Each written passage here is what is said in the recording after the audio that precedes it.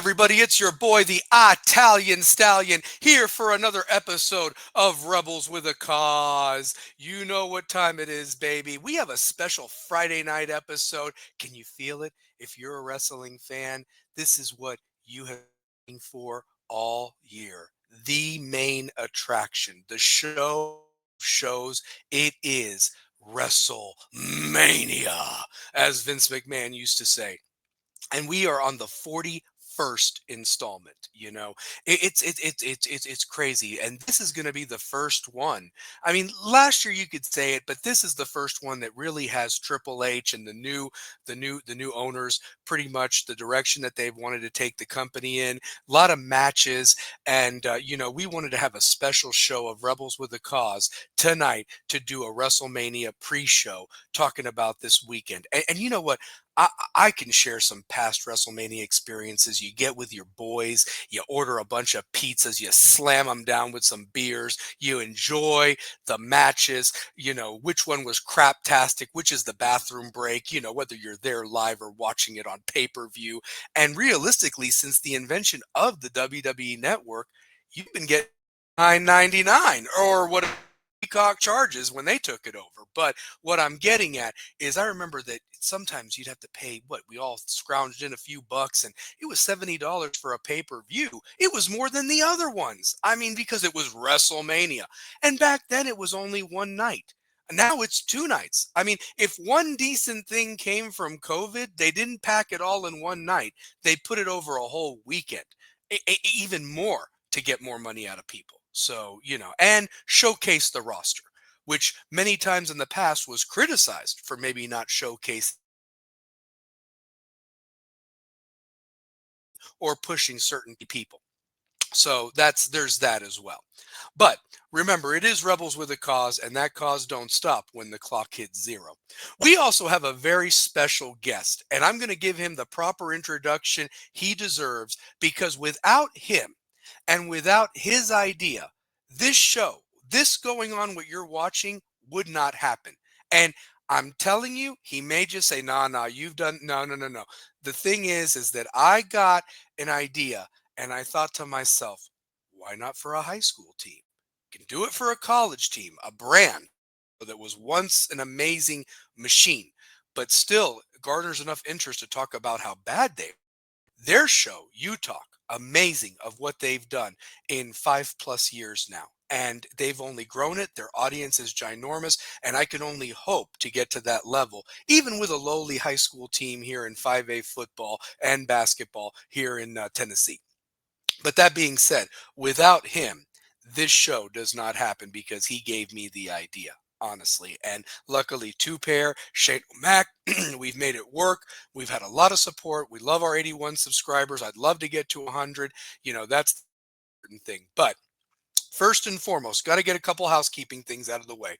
The views and opinions of this program are not affiliated with those of any other organization or of West High School. This is so Crew's views. That's myself, the Italian Stallion, two-pair Tate, Brian Tate, our stats guy and lovable coach himself, Mr. Shane O'Mac. Also, if you're watching this live or recorded, get on that chat box, call us out, talk about what you want to talk about. It's WrestleMania here. You bring the heat. I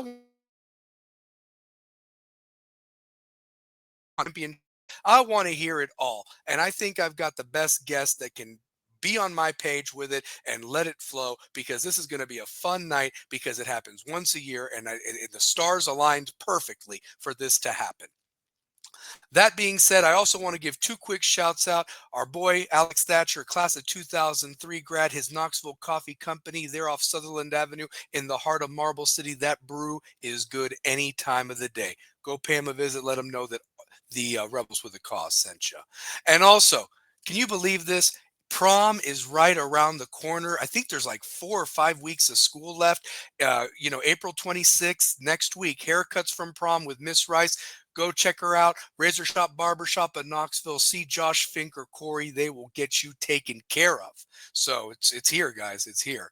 Also, real quick, Big Fact Sports Network. Follow them at 332 Studios. They're doing some big things, and give them some love. But without further ado, I do want to just give a shout out to the tribal chief there. So I miss you being champ, man. But I'm over it. I'm over it. But hopefully things will be remedied by about 11 o'clock Sunday night. I'm giving a prediction early. Little bit of, you know what? To quote the wise man, that's not a prediction. That's a spoiler. So I'm hoping I'm right. Please, wrestling gods, end the most boring reign of all time. Please. That's all I ask. Please. But anyway, but not to be a drama queen, I want you to give a round of applause and give the respect, whether you're watching this live or recorded, to my brother, a guy that I consider my brother. We have been close since 2017. And from Louisiana to Tennessee, Miami in between, stars align for that, for a game or something of that nature when drama and life ain't happening. But he's here tonight to bring the heat because it's WrestleMania. So without him, this show doesn't exist. I can't thank him enough for it. Please please give him the love that he deserves as I bring him on. The great, the one, great Larry Frank Jr. How you doing, brother? What's up, my brother? What's up? Now, Stallion, you need to stop now. Listen, and I heard when you said I was going to tell you to not say it, Yeah. but I'm gonna tell you like I told you before. When you came to me and told me that you were thinking about doing a platform and it was an inspiration off of us, dude, I can't take credit for none of this because you know you and Two Pair and Shane O'Mac, you guys have put together something special. I appreciate myself and D being the inspiration, but you guys are what makes this thing work. Let me tell you something. You got me watching all the way in Louisiana. I don't know nothing about West High School. I've only been through Knoxville one time when I had to go to Kingsport, Tennessee. So I passed through Knoxville on Hmm. the way up to Kingsport, Tennessee. And when I passed through Knoxville, there were three things that I thought of. I thought of the mayor of Knox County, Glenn Jacobs. Glenn Jacobs. Yeah. I thought of Bianca Belair, and I Hmm. thought of the Italian Stallion. So, The unofficial Marble City mayor, even though there was never an election, but I deemed myself Marble right, City mayor. So right, now, right. brother, I can't thank you enough for your support from afar. And I wish I had the good sound effects that you guys bring to your show. And then, of course, it was so funny the other day when they had the battle between Florida State and Miami.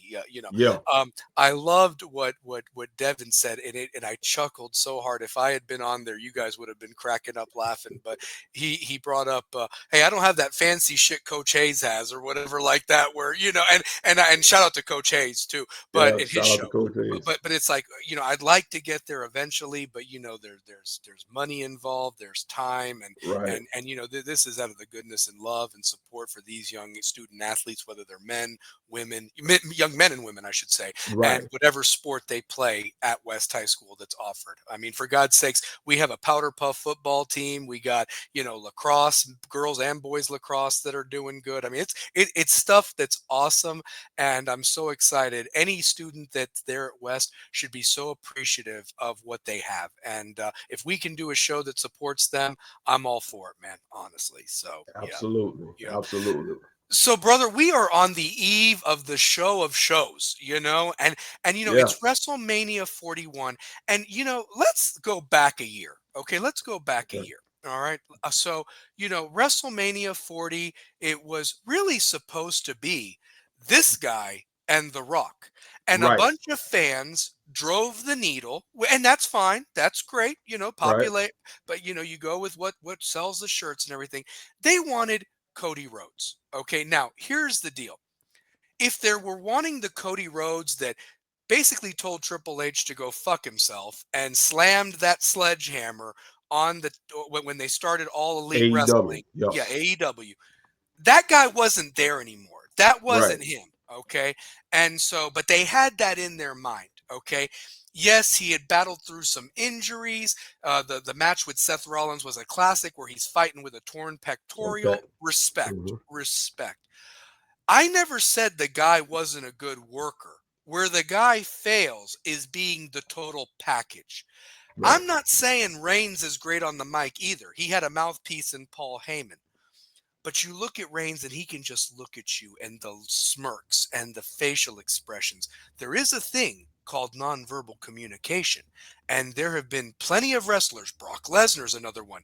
The guy looks like, the Hulk, the real life Hulk. And then he talks like, hi guys. Like it's like, no, I wasn't expecting that. Now, I'd never tell that to his face. He'd break my teeth.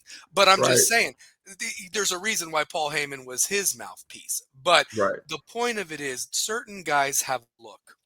Certain guys are great on a mic. Certain guys can do things in the ring that are above and beyond. And you had a streak of well over 1,300, 1,200, whatever it was. And you picked him to be the guy to do Yeah. it. Yeah. And there were others that could have done it along the way. Right. There could have been, I don't know, another name, somebody from another organization that comes in and you build up the feud. And it looks like there doesn't need to be outside interference. Why couldn't it? I mean, look, you got the spectacle of these past guys, but why, Larry, dude, you bring in all this outside interference to beat the champion? You could have built him up that he didn't need to find ways to cheat, that he was almost indestructible. He was like a real wall, like the real Right. wall to topple. And you finally end it. Everybody pops.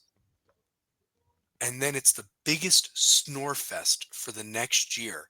We're talking more about Dominic Mysterio getting play from Rhea Ripley and Liv Morgan instead. We're Right. more interested in Damian Priest. We're more interested in the climb of your boy Yeet. Jey Uso, main event Jey. There were so many wrestlers that took the year by storm and didn't need a belt or a microphone to cry into every That's right. time. But now we're here. Now we're here. And, I know that the company was making a change in direction. You can't speak for Triple H, but you can speak as a lifelong fan, Larry. I want you to have the mic and talk about what has your thoughts been about wrestling during this reign of this guy that ended this guy's reign in the last year. Um, Coming in when he came back from AEW, I thought his entrance back, especially with the Seth Rollins feud and the match you alluded to with the torn pec. I mean, he listen, credit to him physically for being able to do that, because I think everybody remembers when he came to the ring and it was first reported like a couple of days before the match that he had torn a pec or injured himself in the gym. So we knew he was injured. But when he comes out, he takes the robe off and you see the purple, the discolor coloration of his pec. And we all remember from Triple H, with the torn quad. Yep. I think he tore his pec as well in that last tag team match with Shawn Michaels versus the Brothers of Destruction in Saudi Arabia. He finished. So we know even John Cena tore a pec. So we know the severity of that injury. So to be able to get through that match with Seth Rollins with that injury is definitely a credit to his toughness, and who he is. That I'll give him credit for. And if it was that guy coming in who was the grit, I can deal with Cody Rhodes. What I couldn't deal with, and I used to tell you this all the time in our group chat, the dude is always crying. What's up, Kerry? The dude is always crying. And listen, we know you're Dusty Rhodes' kid. We know Dusty's your dad. Every time he gets on the mic, he starts referencing Dusty, what his dad couldn't win the WWE championship. And I just thought he just used that angle too much. It really became tiring to me because I love Dusty. We grew up on Dusty, and when Dusty passed, just like any wrestler from my childhood that passes, it's like a part of you left. a part of your wrestling life has gone with that wrestler. I can go from Preach. Mr. Perfect to Ravishing Rick Rude to Bam Bam Bigelow to, the Big Boss Man. I Yep. can just go on and on. Just a couple of months ago when Sid Vicious passed away. Sid Vicious passed away. The master, the ruler of the world. I can go on and on for a wrestler that has passed. And Dusty was one of those guys that those battles with him and Ric Flair as a kid, that's what helped shape your fandom if you were coming up in the 80s like I was, if you're an 80s kid. So fast forward to Cody, when he couldn't beat Roman 2 years ago due to outside interference, I'm like, okay, this chapter should be over. Mm-hmm. Somebody else should rise to the ashes. Now, if you want Cody to become a champion later on, fine. But we don't want a repeat of this, especially when it was the fans who cried and clamored after The Rock was going to be the one to face Cody. Mm-hmm. They did this. So the promos were just watered down. And it's nothing against Cody as a person. He's a likable guy. I like him as a person. I think he's a great human being. He's a great guy. Mm-hmm. It's just that his persona and who he is just not it. And even if you look at these promos with John Cena the last couple of weeks overseas, I really believe they held John Cena back. You're talking about the same guy that cooked the mic on the Rock, cooked the Rock on the mic a few years ago when they had their feud. Yep. You're talking about the same John Cena who basically helped Roman become a better deliverer of promos. Yep. Because when Roman forgot his promo and he stumbled, and Cena was like, we all remember those iconic words, it's called a promo. If you're going to be in this business, you got to learn how to do it. Go ahead, I'll wait. And Roman got so pissed, he forgot where he was. He's like, shut up, John. Shut up, John. John Cena is just a monster with promos, always has been. Always. So I really believe when they had their promo battle a few weeks ago, the last couple of weeks, I think they held Cena back. Yep. Even though Cena, to me, gave him some business as per se, John Cena didn't go in like we know John Cena. And I think it was really to save face for Cody, to help Cody's case, because I think everybody's kind of tired of Cody. Before we get into breaking down the matches, I'll just say this. I was kind of wishing when Jey Uso won the Royal Rumble that Jey would have went for Cody, because what better way to take the title off of Cody than to bring it back to the bloodline? And it's not Roman. That's what I would have. Exactly. Yep. That's what if I was Triple H and creative, that's what I would have did, because Cody, and especially with John Cena on his retirement tour, now we didn't know he was going to go heel, but you just had so much more you could have did with that. And then eventually you could have probably had Roman rise back up to fight Jey, or if they wanted to build Jacob Fatu or so, whoever. I just think it would have made so much sense, being that Cody had to deal with the bloodline for 2 years, finally overcoming it last year, have Jey select him. And then if John was going to be the one to win a 17 championship and break Flair's streak, do it against Gunther, because Gunther has the charisma of a tree. Yeah. Nobody would have gave a shit if Gunther loses to John Cena. Preach. And here's the thing, it matches up body-wise too. Gunther being this big, strong, Drago, Cena maybe being Rocky, like that right. Matchup right there. And then you do have that, finally come on. So let me bring them on, because I know they got a lot to say too. So let me bring him on properly. We got our other guy who's back in the studio too. I know he's having a little bit of technical difficulties, but first and foremost, let's bring on the Mr. 2003 West, the voice of the Running Rebels and Lady Rebels for 19 years. He's going on 20, baby. That's a generation next season. And he is the voice of the Pellissippi State Panthers and Lady Panthers. Give him a mic. He entertains. The one, the only, two-pair Tate. Brian Tate, what is up, baby? How you doing? What it does, baby. What it does. I acknowledge you. I acknowledge you. I acknowledge you, two-pair, my tribal chief. Baby. So there we go. So. Hey, it's an honor to be on this show with you. I don't know if James even asked you the question. No, I was waiting for you to ask that. I was waiting for you to ask that. So I'm sorry. I got one of the best young MCs. We're working on his project right now. Oh no! And Man, I said, awesome. You know what, Big Totem? I said, I forgot I got to do this podcast. I said, we're 23 minutes late, but this young dude is gonna set the standard in Southern hip hop, and I'm glad I'm working on this project and just giving them some morals to the game, because I think brothers like this are going to change the world. And we got WrestleMania weekend, and I got on my Ron Simmons shirt. Damn! I love it. Damn. And we got the legend, Larry. Oh, I like what we're doing here. Old I school, like what baby. we're doing Old here. school. So, yep. We got the legend, Larry Frank Jr. And I got to ask you this question, L. Frank. Yes, sir. Who was the first person to bust your ass in any sport? Ooh, man. I got to go back to, now I'm telling my age here because it's middle school now, but in our day. Middle school was first time. This is good. I like this. Hold up. Okay. I got to go back because I don't categorize it as middle school. It was junior high. Oh, yeah. So all right. I'm telling my age. Just like I said on the last show, I think you said your sister was class of 95 when you were reeling off everybody. I'm class of 95. So that's why you're my big brother. Yes, sir. Yes, sir. I'm the old guy. So we had a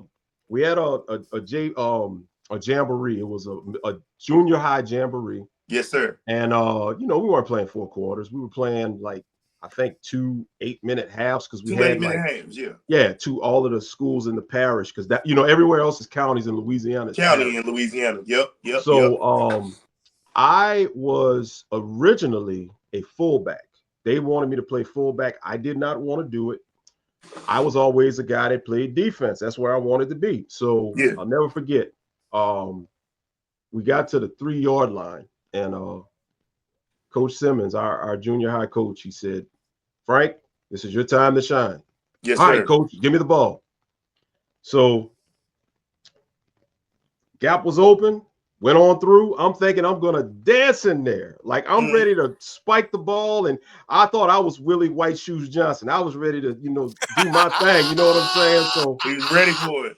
The lane opened. I went through. And before I could get to the goal line, I don't even know who the kid was.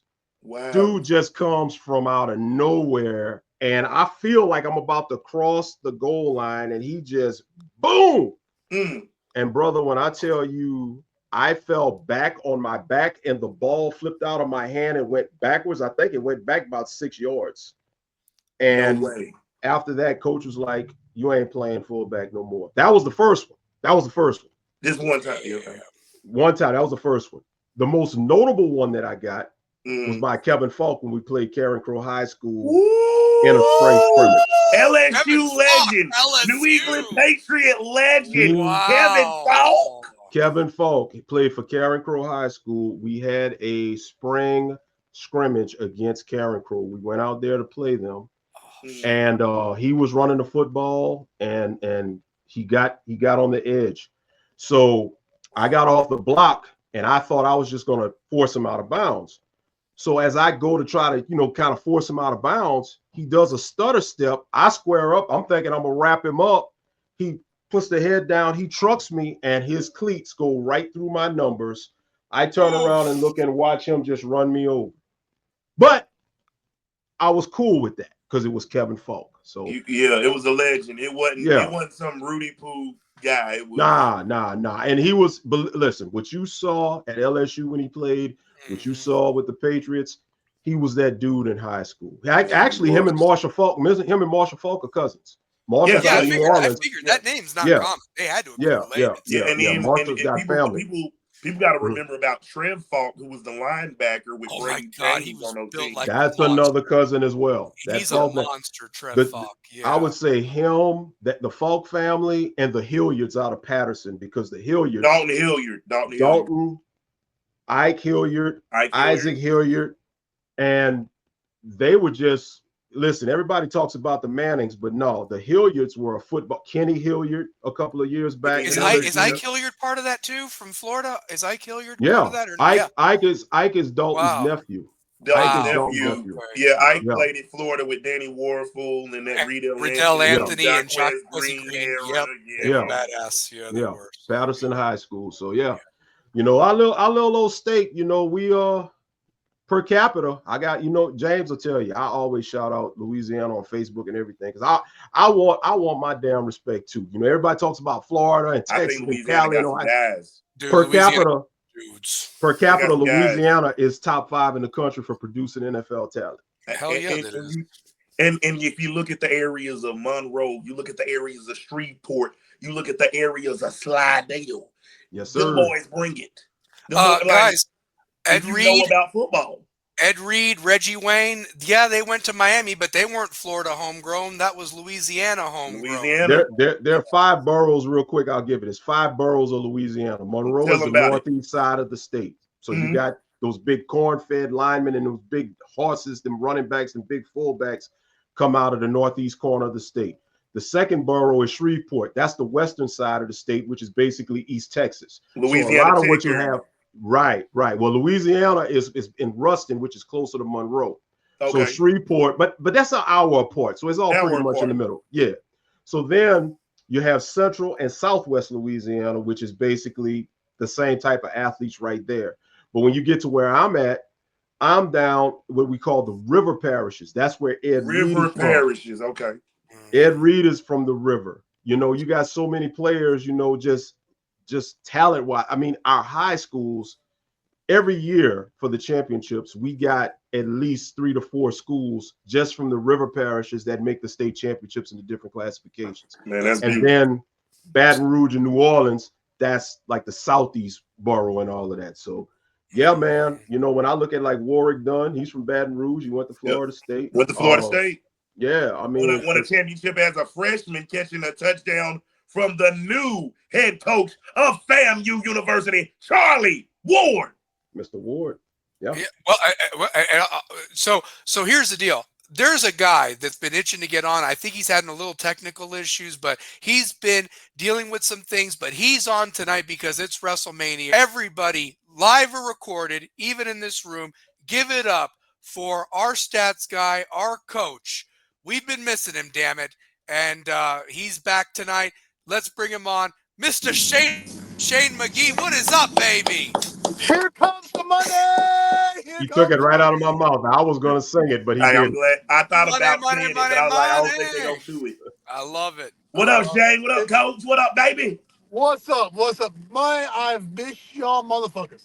Oh, my phone got disconnected. What the hell? Getting close there we to go. the spring. I saw the post and I shared it. Spring foot next Monday. Can you believe it? And it culminates with the spring game on May the 9th. Man. We'll be live from there at West High Stadium. So for our second annual spring game, and this time we'll be at home. We'll be in the friendly confines of Bill Wilson Field. Can I say that? What are we doing for as food purposes for this? We got to go all out like Catholic does. Yeah, we need to do something. I mean, I don't know if we do pizzas or something. I don't know. Let's do wings. Just something. Yeah, I feel like we need to get nappy wings. We need to get pizza because I feel like these guys are well deserving. Like we're about to witness a senior class. We are on WrestleMania weekend though. I know. And we've got spring football. Like, this is the best time to be alive. The draft is next weekend. The draft is Thursday through Saturday next week. So NFL draft. You're coming off the WNBA draft. Thank you, brother. I appreciate you. You're just coming off of the WNBA draft. Yes, sir. That's becoming entertaining now. I enjoyed watching it the other night. I enjoyed it as well. Yeah. I never thought I thought it would take time for the WNBA. Mm-hmm. But I want to say softball is right behind. If softball creates a league to the expectations of what we saw in '97, I think the women's leagues, soccer, softball, volleyball, it's going to be a little bit bigger now because we're seeing that women's movement again, and it's a different type of women's movement where the fellas. We watching the WNBA about as much as we watching anything, boss. And like It's this true. weekend, It's this true. weekend for us is our weekend. WrestleMania is our Super Bowl. If you're a wrestling fan, this is our week, our weekend. You know what I'm saying? Yep. Thanks. Yep. Yep. Yeah, no, it's pretty awesome, honestly, and I'm glad that we that we have Shane back. He's actually setting up right now. Thumbs up. I'll bring him back on. But it's WrestleMania weekend. I sent the matches. We'll do predictions at the end. But first and foremost, Larry and I have already started talking about it, two pair. I'd love to get your thoughts. Obviously, this is going to the final match of the two nights. Cena versus Cody Rhodes. Is it the end of the worst title reign in history, or do they continue? I mean, here's the thing. I just like I said, it was exciting. I said this, Larry. The story was exciting. The story was exciting. But here's the thing. Were we cheated out of let me tell you something. Rock looked good in that tag team match that him and Rock. What was it? It was Cody. It was close to 2001 Rock. I mean, that he was 2001 Rock. And what that told me is him and Roman could have torn the fucking house down if they had been given the chance. If they had been given the chance, but it happened, unfortunately. I'll take you back to this. I want you to go back. It's two things that let you know that the fans ruined it. If you go back to the previous SmackDown in September when they were in Denver, Colorado, when Austin Theory, The Rock came back, when Pat McAfee was in the ring with Austin Theory, the pop that he got, the fans can boo him all they want right now, but the fans still love The Rock prior to them messing it up with the Cody Crybaby thing. Mm-hmm. That was the first part, but I will never forget. It was the night of the national semifinal with the Michigan game. When The Rock showed up, and I watched a replay of Raw, and The Rock said, "Where should I sit? Should I sit?" And then he ends it up, "Or should I sit at the head of the table?" You could hear a pin drop. The scene was set. And I don't know why people lost their mind when The Rock came out a couple of weeks later on that SmackDown when Cody gave up his WrestleMania spot. Yes, sir. Because I was ecstatic. I'm like, sir. This is what we wanted. Me too. This is what we wanted. This is what was planned prior, but it couldn't happen because of contractual obligations. Now The Rock is ready to make it happen, especially as the head of the board of TKO. So he can call more shots and really implement himself more into the storylines like he wants. And then the next day, when Twitter and every social media outlet was going crazy, like, going off on him, like, wait a minute. Now y'all don't like The Rock? Y'all love The Rock when he was up here roasting people on the mic all them years. Now all of a sudden you don't like him because of Cody Rhodes? Now he's heel worthy. Now he's back to the obnoxious Rock that they didn't agree with. The 2003 Rock. The 2003 Rock before he became full Hollywood. So, yeah. Playing the guitar and all that stuff. Yeah. Well, can I also throw this out there, guys? And when Shane does get set up and join us, I'd love his opinion too. I also think the other thing that's really just kind of, I don't know if ironic is the right word or not, but you wish that The Rock would come back and then he's there. And this is like, you talk about eras, like, Roman versus The Rock. I mean, and the fact that they're both in the shape to do this. And here's the other thing too. And this might have affected Cody's run since he won this and so forth. You talked about the promos, Larry. I'll say this. The wrestlers, that the feuds weren't there. There was no heat. There was no, when Roman, you kept wondering if it's Big E that's going to do it, or it's going to be what's his name, the Clay Bar, Drew McIntyre. Drew McIntyre. There were dudes built up. That is this going to be the guy that does it, and there's not been that. In this entire year. And I'll tell you this, and I'm not trying to make an excuse for Cody, but I wonder, because The Rock did have obligations with the acting and the other stuff and everything of that nature, we got robbed of a potential, not that I would ever throw Cody as Stone Cold, please, no. But the way Stone Cold McMahon happened could have been Triple H if his body hadn't failed him, because Right. Triple H's heart is the issue. Triple H still Right. looks like he's in great shape. You And know, if Triple he H didn't have like the he heart can still problem, get it. Like Triple H could have been an even better Vince McMahon that would be like, Absolutely. you're the wrestler, I'm the boss, kiss my ass. You know what I mean? Yeah. Type of a thing for real. And Vince pumping up with steroids and, using the Stooges to get an upper edge. At is I think that Cody would have benefited from Triple H, being like, okay, this guy's going to be the asshole that takes you out, jackass, because of what you did with the sledgehammer at AEW all those years ago. I've not forgotten Right. that. So there's things that unfortunately the stars didn't align. But that he we're had to getting build cheated out himself of. up, though. Yeah. You know what I'm saying? Like Cody had to build himself up, and it's weird because a lot was handed to Cody very early. Yes. You know what I'm saying? A lot was handed to him, and then he gets to a level. He gets to a level now to where you see he's very charismatic and he's over. But as a champion, the story is greater than him going on as a champion. Like he just hasn't been he hasn't been a noteworthy champion. He's been mid. He's been mid Very as a mid. champion.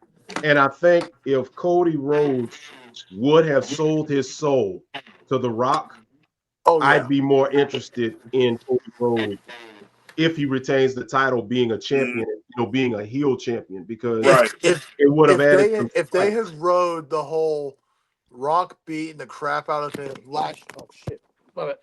It's okay. Yep. If they had rode the whole Rock beating the crap out of him last year, leading up to WrestleMania 40, Mhm. and then him selling his soul this year, would made it 100% better. But if you built up to it the whole year, we'd be more invested in him as a champion. Right. We already know what's going to happen this weekend. Zena's going to break the record. Yeah. He'll ride the heel turn for the rest of the year. I mean, it's already written out. Like you can already tell what's going to happen. Yeah. But if Cody had sold his soul, say 2 months in, slowly did it, and they used the Rock more, it'd be a more entertaining package on TV. We've been invested like we were at the Bloodline. Right. And then I've been trying to watch it. It's not as investing now. It's not. And then you could have literally rode the whole. Which side is the Rock on? Is it on Solo side or is it on Roman side? Yeah. Mhm. There's so And many then opportunities. Cody could have They came dropped the out. ball. Xena could have came out, and that could have been the deciding factor on who determines which one is the true bloodline at this point. Mm-hmm. Yeah. Right. You can't call yourself the final boss and be gone since 2 weeks after WrestleMania? Mm. Yeah. And also, Larry brought up something before you jumped on, Shane. I don't know if you heard him. He had a great point. Why not have Jay challenge for this one and let, John Cena take on Gunther for the other one? You know what I mean? But we didn't get heel Cena. That's the other thing, too. So, but we should have got heel Xena years ago. Yeah, Years they were ago. blame missed Vince that. McMahon for that. I mean, Cena wanted to be heel, but Vince, for whatever reason, did not want to let him go heel. I guess because of the Make-A-Wish stuff and Can I throw this out there? I think we're seeing if you watch like the reality shows that Xena did, we're seeing the real Xena. Yeah. Xena the one that Nikki Bella, like he threw her like trash to the side, man. Xena is a control freak. He treated her. You know how he treated her. We watched her. We watched it. Yeah. It was straight Bell Biv. It was Bell Biv DeVoe. Smack it up, flip it, and rub it down. Rub it down. No. It was over. Yeah. Well, and that's the other thing too. Like you brought up. I mean, that's a great point, Shane. About great Cena. point. Here's the other thing too, guys. Oh, we got him froze. The money. Last I checked, the kids ain't working, man. It's us. And if it's a heel Cena, I'm buying that damn shirt. that looks like Fruity Pebbles or anything like that. I mean, look at this. I bought all of Roman's stuff because I thought that shit was cool. The tribal chief, acknowledge me, all that stuff. That was awesome, right? But there. you got to think of, could have been Cena years ago. You got to think of Cena. His comparison is kind of like Hulk Hogan. It is. It is. Like, think and about he was an asshole. He was a real asshole, and they made him, you can't put Hogan and Cena in the same page because Hogan is truly a piece of shit human being. Oh, he's horrible. Yeah, but I'm saying as far as their value to the industry. Yeah. When we look at value to the industry, look at you. Do you remember the night that Hulk Hogan turned heel on that Sunday? On that Nitro. Bash at the Beach when Bobby Heenan. When he finally do you remember what that did to you as a child or as a teenager? I was in college. I remember that. I mean, we went the next day. Me and my wrestling buddies, like we cut class, in the student union talking about it. We were probably in 7th grade when that happened. You were, because I was in 8th grade when it happened. Yeah. Great. I was in 8th grade. You're in college, Larry. So yeah. You just remember where you were, how it happened, and then you remember when Cena turned heel, and it's almost picturesque, and it's like life coming full circle because you're like, damn, I see this at my little school life, and now I'm watching this at my adult life. Right. The way I look at it is we were fed a complete BS version of Hogan our whole life. That's why I hate him. But Cena, if you look behind who he is, you could tell that he would naturally been a better heel. Because think about when he first came out and the whole Word Thug Life, what was that? So yeah. No. Let's go back to the Kurt Angle match. Oh yeah, from when he was OVW. Ruthless aggression. Yeah. You could tell he was there to cause chaos. Yeah. And they were ready to get rid of him. Mm-hmm. And he figured out a way to make it work. We're seeing the real Cena, and he's showing who he is. Hogan refuses to show who he truly is. Right. Can I throw this out there, Shane? Yeah. Oh, you froze up. Vince so you said something really great that I want to articulate. Can we also now say, knowing what has come about, the true colors came out about Hulk Hogan? Can we also say that the true colors came out about Vince McMahon? Because here's the thing. The face of the company is really an extension of Vince McMahon. And we know what a piece of shit he really has been all these years. But to be fair, he's put that face out there like, oh, I'm a hero. Like people should be thanking me. But at some point, the hero becomes the villain. And yes. But and Vince took the words out of my mouth. Yes. But Vince technically showed who he really is through entertainment. He did. Those sick perversion versions of him, the racist versions of him where he drops the N-word towards Cena and Booker's looking at him. Yeah. That's the real Vince. The Kiss My Ass Club, that's the real Vince too. So yeah, for sure. So yeah. Or what about when DX said that he loves cocks? Honestly, now that takes a whole new meaning with what that young lady. Shawn Michaels would know best, right?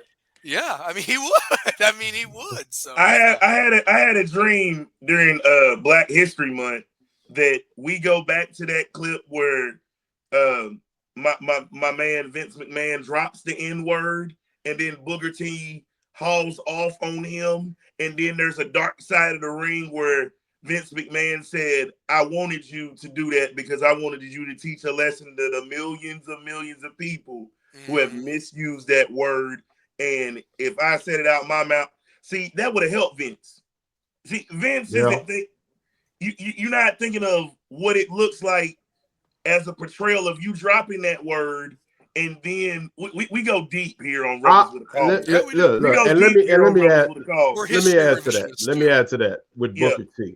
And I love Booker T because I remember when him and Stevie Ray came in and then he had his solo career. But as of late, I'm just having issues with Booker T, and I'm I gonna don't tell you rock why. with it. Do I you think don't he's a rock with sellout? it. I Do you don't think rock he's a with it. sellout, or If you saw the Swerve Strickland, what Swerve had to say about Booker T on the Vlad interview, oh, basically Booker T, because you go back to that, why would you sign on? I don't listen, and listen, I know Vince was a powerful man, Very. but as a black man, I don't care what it is. I am not going to sign on to let you drop that kind of word In front and of make me.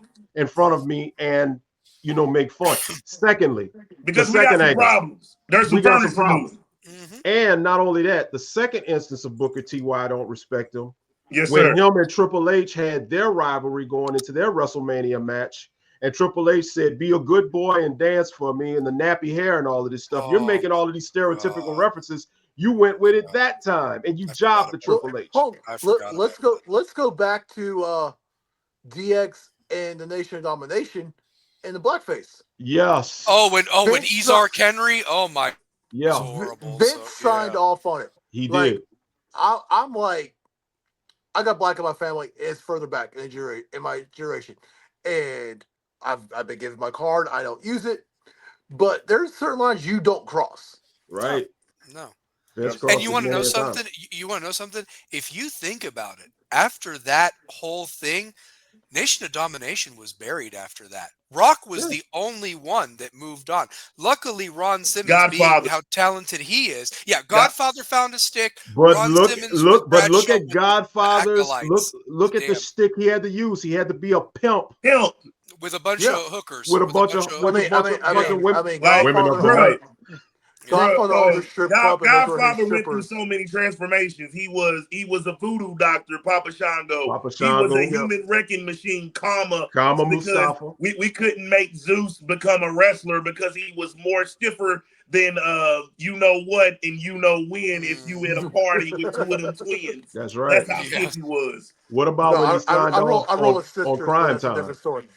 Oh my God, that's right. I forgot about that with Crime Time. So that's right. I Yeah. mean, if you were a wrestler, and like I said, I don't want to get off of the WrestleMania, but since we're on the subject of Vince Yeah, and we on his the subject. history, if you want to look at Vince when it came to wrestlers of color, there was a lot of stereotypical stuff. I'll give you one more example. Go look it up on YouTube. When Vince was an analyst, there was a wrestler or no. There was an interview. There was a little girl, a little black girl that was doing an interview in the ring, and she was young. She was like 11 years old or whatever, and she couldn't get her words out right. And Vince then, and I thought about it then. This is like back in 92, 93. I'm like 15, 16. I'm like, wait a minute, what? Vince was like, oh, she's speaking Ebonics. He said that? Did he say it Yeah, like that? he said it Oh just my like that. Look God. it up. Look it up on Woo! YouTube. Vince McMahon, Ebonics. It'll come up. You will see it. And he said it. Oh, I It believe was it. him. Yeah. I don't remember if he was with Bobby Heenan. I think it might have been the 3-person team, I but mean, he said it. let's look back. Vince grew up in the North Carolina. Northeast. North Yep. Carolina. No, it was Linda that was North Carolina. My bad. You're right. Yeah, You're Yeah. right. He's Yeah. Northeast. yeah, You're right. Yeah. yeah, Linda. because his dad controlled New York. Yep. Yep. Mhm. That was his So territory. you look back at how he grew up. Very privileged. Anyways, Extremely. he could talk about he built his company from the ground up. He lived off his dad's work. His dad gave it to him. Yeah. But that dude ain't never been around a black person in his life Never. No. until he started taking over WWF, WWE in his dad's territories. Right. I'll say a name. And he didn't have anybody black until it came to pulling in the guys from the 70s and the 80s and taking Junkyard them from Dog. other territories. Mhm. Junkyard Dog, Coco Beware. Those were like the first How ones. about this one? How about this one? I'm going to say a Steve name right now, Jones. and I think it was one of the most disrespectful things that was ever done. Honestly, Ahmed Johnson. And who was he fighting for the championship there? Was it Yokozuna or somebody? He had him beat, and Raw goes off the air. Doesn't normally do the extra 5 minutes that they used to do back in the day when they were on USA. And it's like, Yeah. oh, we're gonna do the match the following week. Ahmed Johnson gets squashed or whatever like that. But Ahmed Johnson had Yokozuna beat. And I don't understand that, like, I mean, whoever he was to going make for at the time. matters worse, what about when they let the angle go with Goldust and Ahmed Johnson and Goldust kissed him? Mm. Oh, Oh my yeah. God. Oh Do my you God. think in real life a guy like Ahmed Johnson will get kissed by another dude? He would break his throat. He would. Yeah, like some of the stuff that happens. And I talked to Tom Pritchard about this at his wrestling school because we've done some good things, man. Like I've known Tom Pritchard for a long time, not just from his wrestling days, but for all the accounts that we've set up at that wrestling school. And I told him I've wanted to be in the business for a long time doing character development. Mm-hmm. And you know what I'm saying? And he even said, like, if you're able to really give the character development for, you know, not just African Americans, but just people, you can show a wide range of diversity that would help the business in a way that we don't have these stereotypes anymore. Like, there's got to be a sense of transparency and some things of reality, because you dare wouldn't say that to a brother like Larry Frank or me if you ever saw us face to face, Mhm. Yeah. because we're kind of wired differently because of ancestry and now player. Yeah, for sure, for Right. sure. Yeah, and you know, if you think about it, like God, man, you brought up the thing about Booker T and Triple H. What And about it when felt, and you felt it. Yeah, and what about when Triple H came back from the quad injury, the second one, and King Booker had pretty much owned the whole summer, and that's a damn squash match at SummerSlam, and that's when he debuted that whole King of Kings thing or whatever like that. I Yeah. mean, Let that me was tell you terrible, this. Let me man. tell you That this was about awful. Booker T, So, where they dropped the ball with Booker T. Mm. Booker T, after Sting, because Sting never made it to WWE until that 2014 run when he was Yeah, by by past his that prime. time he was way it's past his lost He was prime. its, past his prime. yeah. But when they acquired WCW, of all the WCW alum that was coming over, Preach. Booker T was probably your hottest opportunity to convert a WCW guy into a WWE Yes, superstar with yes, everybody else yes, that was coming over. absolutely. And they dropped the ball. I mean, you got, let's call it what it is, five time. Come on, man. Yeah. He did that at the latter part of WCW's tenure before Shane bought him. Hmm. So why not take Booker T at the time and don't relegate him to being slapstick butt of jokes? I mean, not just the racial stuff with Vince and with Triple H. Look at the supermarket fight with Stone Cold. Got his ass whooped. Yep. I think what, bingo? I think they were in a bingo hall and he got, you know, Yeah. and then you gave him an English. What black man do you know, King Booker? Come on, man. Ain't no brothers. Come on, man. Can Yeah, I? they What they should have dropped the ball done. big. Like, that's why I What, say, like, Ron Simmons held it to, like, Farouk. Like, you know what I'm saying? Yeah. APA, there was some shit Ron Simmons wasn't gonna let you do. at No. all. And listen, I can't even pretend because I'm let's even go with just the catchphrase with Ron Simmons. Just damn. yeah, damn. Yeah, there it is. There it is. Yeah. Damn. I'm going to throw this out there just because I'm going to come at it from the Spanish side of it or whatever, because I can't even, because I'm not black. I'm not, you know, but the thing that I can tell you though is, think about this, guys. Vince McMahon made Chavo Guerrero become a guy named Kerwin White with the slogan that said, if it's not white, it's not right. And only changed him back Oh, to come on. Chavo because Let's Eddie even died. go. Because Let's even, Eddie died. let's even I go. mean, Let's go. Scott Hall. he being beat me freaking- to it. Yeah, Yeah, Scott Hall. Yes. that was Raza Ramon. that was one of the That guy. biggest heists in wrestling. Let me tell you something. I thought he really Scott, was Spanish, but go I ahead. did too. I thought he was really Spanish as well. I mean, when I found out that, you know, he was a white guy named Scott Hall, I'm like, what? That's almost as bad as Nikita Koloff. He's a white guy from Minnesota. He's not Yeah. Russian. He ain't Russian. Yeah. He's not. Nikita Kamala's Koloff. from I want to say Pearl River, Louisiana. Same Wow. area as Ahmed Johnson. His name is James Harris. The Ugandan giant is actually from Meridian, Mississippi. Meridian, Mississippi, down here. He ain't nowhere near. Come on, man. What about Kofi Kingston? He wasn't even Jamaican, remember? And they debuted him as being Jamaican. When he broke the accent, and Triple H is like, "Oh, I thought you were Jamaican," and he's just like, "Oh." Isn't he from Senegal? Ghana. I think his mom was like an ambassador for Ghana. Ghana or something. The amount of friends I have from Ghana is actually unreal.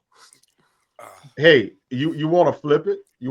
I'll give you one that'll flip all of y'all out. Okay. The one man gang became Prince Akeem. Holy shit! Yeah. What he used to do? It was the worst dance I have ever seen. I mean, and Slick was his mouthpiece. Jive Soul Bro. Jive Soul Bro. Here we go. After that. Here we go. Are we talking Wu-Tang Prince Akeem with RZA? No, Prince Akeem. When the one man gang. The one man gang. I know. Remember, I'm just saying. They went to the hood, and then next thing you know, some bunch of tribal dancers, and then you get Prince Akeem. The African Dream. That's what and he wasn't even black. I mean, my God. Not even close. Even close. So you go from being off of Halstead Street in Chicago to coming from Africa or whatever. Come on, man. I'm just. Oh my God.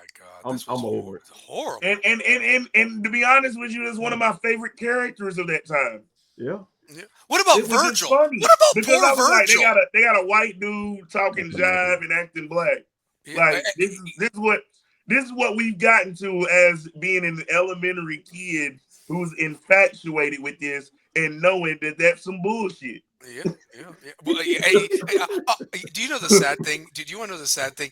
The only thing I can remember, like Virgil was beaten up as Vincent and NWO, whatever. But do you know I still have that thought in my head when he had to remove the fungus from Ted DiBiase's toes, the vignettes leading up to when he beat him for the $1 million belt at SummerSlam '91. I mean, my gosh, like that. Virgil went through some hell. He did, man. Virgil got so disrespected. So my God. Think about Virgil getting his ass whooped by Hercules when Hercules was a slave. Like, look at the stuff that went on. I know we're off subject, but I'm so glad Larry Frank is here because this is wrestling night, and it's a wrestling. I want Larry Frank to be on this show as much as he can, but I know he's busy with a ton of stuff in his podcast. And you talk, it is an honor, it's a pleasure. We got Shane O'Mac back here. Like, hey, Stallion. It feels like a family reunion tonight, man. I love it. Hey, Stallion, nobody don't do a podcast like we do, boss. Fuck we just don't do it like us, boss. That's what it is right there, baby. That's what it is right there. So they don't do it like us, boss. Yeah. But go ahead. The dub is for WrestleMania this week. Yeah. Yeah. Hey, we're talking about past WrestleManias. We're naming wrestlers that were in past WrestleManias that were disrespected or not even on the damn card. This is the next question I want to ask you guys real quick. Mm-hmm. Better with 2 nights or do you miss the old night? Because I would venture to say the only great thing that came out of COVID was that there's 2 nights now. That's the only thing you can say great came out of COVID. I feel like having 2 nights. We get 2 main events that tie us into it. We get 2 main events that tie us in to seeing it. Here's what I would want though. Do the Hall of Fame early. Do the Hall of Fame around 7. Yeah. It's coming on tonight at 1 a.m. I believe. See, it's horrible. Yeah. Put the Hall of Fame at 7. In the Hall of Fame at 10. At 10:30, 11, have the NXT WrestleMania that Friday night. Stand and deliver. Yep. Stand and deliver, right? Have Stand and Deliver as its own WrestleMania for NXT as the development. See, you paint a weekend then. You didn't tell a story like the NFL does with their Super Bowl weekend. Mm-hmm. Paint a story. You got the Hall of Fame from 7 to 10. You've got NXT Stand and Deliver. Then Saturday night begins the big boys. Sunday night begins the big boys. And then Monday night, you recap all that shit from Friday. That's right. That's right. Can I also throw this out there? Yeah, too? Throw it in there. I'm glad for once that we don't have the Final Four and WrestleMania on the same weekend. That cannot happen. That cannot happen anymore. I Yeah. hope that wrestling has learned something, that it can't be on a weekend with UFC. It can't, like I'm just saying, like, it needs to be its own weekend, and we need that weekend because the Final Four was amazing. I mean, could you imagine if you didn't have what you Check this had out. and you're competing? I mean, that Right. sucks. James, you want to hear a story? Sure. The two Drop it. WrestleManias I went to, Atlanta and Miami, those are like my second homes. Yep. The two WrestleManias I went to, I had tickets for the Final Four and couldn't go. Oh my God. Oh my God. Yeah, because it was always the first weekend in April. I mean, Yep. and I'll give it to them. At least they pushed it to like the second weekend in April, Yes, Mhm. past the needs to be. Final Four. So it's a good, Yeah, it's a it good needs time to frame. stay that way. I think Yeah. it needs to stay that way. If I, I I'm mean, still debating if I'm going to go next year because it's in New Orleans. It's down here in New Orleans. Oh yeah, you you got should. Um, You should. I gotta looked go. at some ticket packages. They already started to sell, but hey, 2-night packages, the cheapest I've seen are like $1,200 for 2 nights. I think Yeah. that the way I'd look at it, Larry, it's a once in a lifetime experience. It I mean, is. because when was the last time they were in New Orleans? That was when Undertaker lost to Brock Lesnar. Or have they been there No, since then? no. This is the third WrestleMania in New Orleans in like the New Orleans last has been there. New 12 Orleans years. has had it at least 3 times. Put it to you like this. Mhm. Every time New Orleans has a Super Bowl, WrestleMania comes the year after. Yeah. Oh, that's That's how cool. they've been doing it. Yeah, that's how Okay. they've been doing it. So whenever New Oh Orleans wait, bids for so that does next that season, mean Nashville gets it when we get the new stadium? Well, they were talking about that, but now the damn stadium's been delayed. So now WrestleMania 43, that was supposed to be in Nashville, is up in the air. I don't know where it's going to be. So, that's Oh crazy. shit, there's enough contractors around here that we can get that done. yeah, because So I was they so planning to they're go. changing Nissan Stadium? Yeah, they're going to build it We're right we're, we're, next we're door to getting them. we're getting a dome. We're We're getting a getting a dome. dome, a Oh, retractable, okay. a retractable dome, more friendly. It can host concerts. I mean, it's going to be a big deal for What Nashville. we're trying Honestly, to get is college playoffs is what it truly comes down to. Yeah, hmm yeah. hell, they could maybe even get a Final Four. I think Nashville would be an awesome city to I host a think Final Four. Nashville. See, I would love to see if you're going to do Final Fours. New Orleans is a staple. I want to say Las Vegas could be one of those staples too. I Mhm. would love to see one in LA. I would love to see one in either Brooklyn or Madison Square Garden for the Final Four. Yeah, Yeah. yeah. Now, But see, Madison Square the Garden, reason like the reason I it's think not. Nashville's going to work. You got to have like some big stadiums for the Final Four. Yeah. The reason I think Nashville will work is when you go back to that NFL draft that we hosted. That shows how many people will flock to the area, Yeah. because Mhm. that was the first alternate location outside Radio City Yep. Music Hall. Yeah. Yep. But It now was we're seeing it. slammed. We're seeing it now, Shane. We're seeing it in Green Bay now. Yeah. Is that Like where Yeah, it is next week, or is that That's where it's Detroit? at. But Nashville set the tone that you can it go sure did. somewhere It did. else. It did. Coming Well, off it of COVID. should. It Coming off should. of COVID. It Yeah. should. You should have like round robin sites for the NFL draft because I don't think the NFL would charge that much for admission. It's a draft. You're just going Right. into the building, and I mean, it's an Yeah, opportunity. all you're doing, well, that one was held on Broadway. Yeah, your And fans. You got at fans of best, all you the only teams. seeing 100 guys come on stage. My That's it. Maybe cousin less runs. than that. You're only My there for the first cousin, round and maybe the second round. After the my second little round, cousin you don't runs give a a damn. bar that's half a block from Broadway, and I was talking to her about it. I was like, "Hey, what was it like when the draft was here? It's been a few years." She's like, "I made more money that weekend than I make in a year." hmm Mhm. And my cousin brings in 6 figures running a bar That's what in I'm talking Nashville. about. That's what I'm talking about. So like, you bring WrestleMania to, because that's right there in the Broadway is right there in the sports district. I'm going to tell you this, Shane. You host that SummerSlam at was the amazing 3 years ago when I went to that. Larry knows I went to that. Roman yeah Reigns versus Brock Lesnar. And then the Sunday was the Ric Flair retirement match that had nothing to do with WWE. And that was in a separate thing. It was wrestling all weekend. I loved it. It was one of my yeah. favorite weekends, honestly. But It really Yeah. was. you built that new stadium, which is right there in the sports district and right there off Broadway. You're going right across that pedestrian bridge across the river to everything that is Nashville that brings every single person there.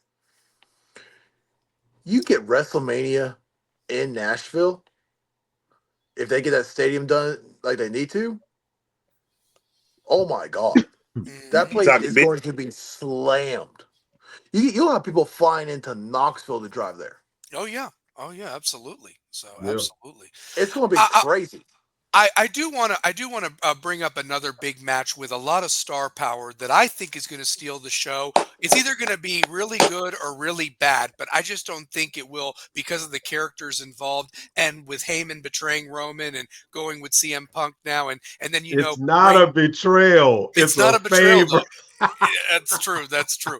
But I think that tomorrow night, this main event is going to be incredible with these three gentlemen in the ring. In my opinion, it's not this. We were cheated of ever getting Stone Cold Rock and Triple H at the same time. It should have happened. It never did. People were injured, shit, politics, whatever. But you got it happening now. And look what it took to even get this. Punk leaving for a while back, Reigns and Rollins through their stuff. I mean, and you're going to have a fabulous night tomorrow night match. So Stone Cold has always stated he was not going to leave Vegas area. So obviously it's going down there this weekend. Who does he pick? Because he's going to interfere. He likes Reigns. He actually felt that that's why I heard indirectly that there was bullshit. Somebody said that there was a conflict and he couldn't make it. Come on, it's Mania. Oh, It's come Stone on. Cold. It was really Stone Cold did not. They offered Stone Cold a lot of money. Stone Cold didn't believe Cody was the guy to knock off Roman. He felt that they could have kept going with Roman for a little bit longer. That's what Stone Cold said in the documentary. All felt that way though. Yeah. But Stone Cold also feels like whoever's carrying the company the best, he's going to go with. Yeah, that's true. The same reason why he would not put over Brock and quit back in, what was that? God, when was that? 2002. Yeah, I was about to say 02. Mm-hmm. Oh yeah, he wasn't putting on Brock. I mean, he's still a company guy, but he knows the business, and he knows that Roman carries the company just like he carried the company. Mm-hmm. Mm-hmm. Kerry predicts Heyman leaves with Rollins as Rollins wins the match. That would be wow. Well, Wow. I like this I can because see that. Punk is the quintessential Heyman guy. Mm-hmm. The quintessential. Where it gets tricky is because the Rollins Reigns this war it's like a game within a game though. With him. Yeah, it's been that way.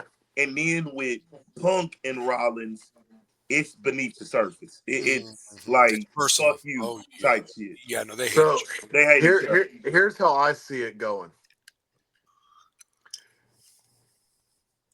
Punk goes for the pin or Roman against each other. Something happens to Rollins to where he's out of the ring. Heyman screws it. Stone Cold comes out. Okay. Who's the face in this match? Sorry to cut you off, Shane. Who's the face in this match? Rollins? Who's the face? I would think it's CM Punk. I think CM Punk's the face. No, Okay. I think it's going to be Roman going face. Because my question is, I don't they think Roman can't have two go heels face. end the night. Roman canceled going face when he pushed Heyman down the other night because when he did that, you heard the boos. Fans didn't like that because remember when Roman was having problems with Solo and Jacob Fatu, do you remember how the crowd went crazy when Paul Heyman, ladies and like? But the only reason we get that version of the crowd booing is because of his Hall of Fame. Is because of we got his Hall of Fame. We did his Hall of Fame speech. Mm-hmm. Well, you know what? I'm gonna be honest with you. I didn't like it. I mean, Hall of Fame speech aside, I love Paul Heyman. And I'll tell you this: Paul Heyman guy. I've been a Paul Heyman guy since he was Paul Lee Dangerously in WCW with the cell with phone. the phone. With the phone.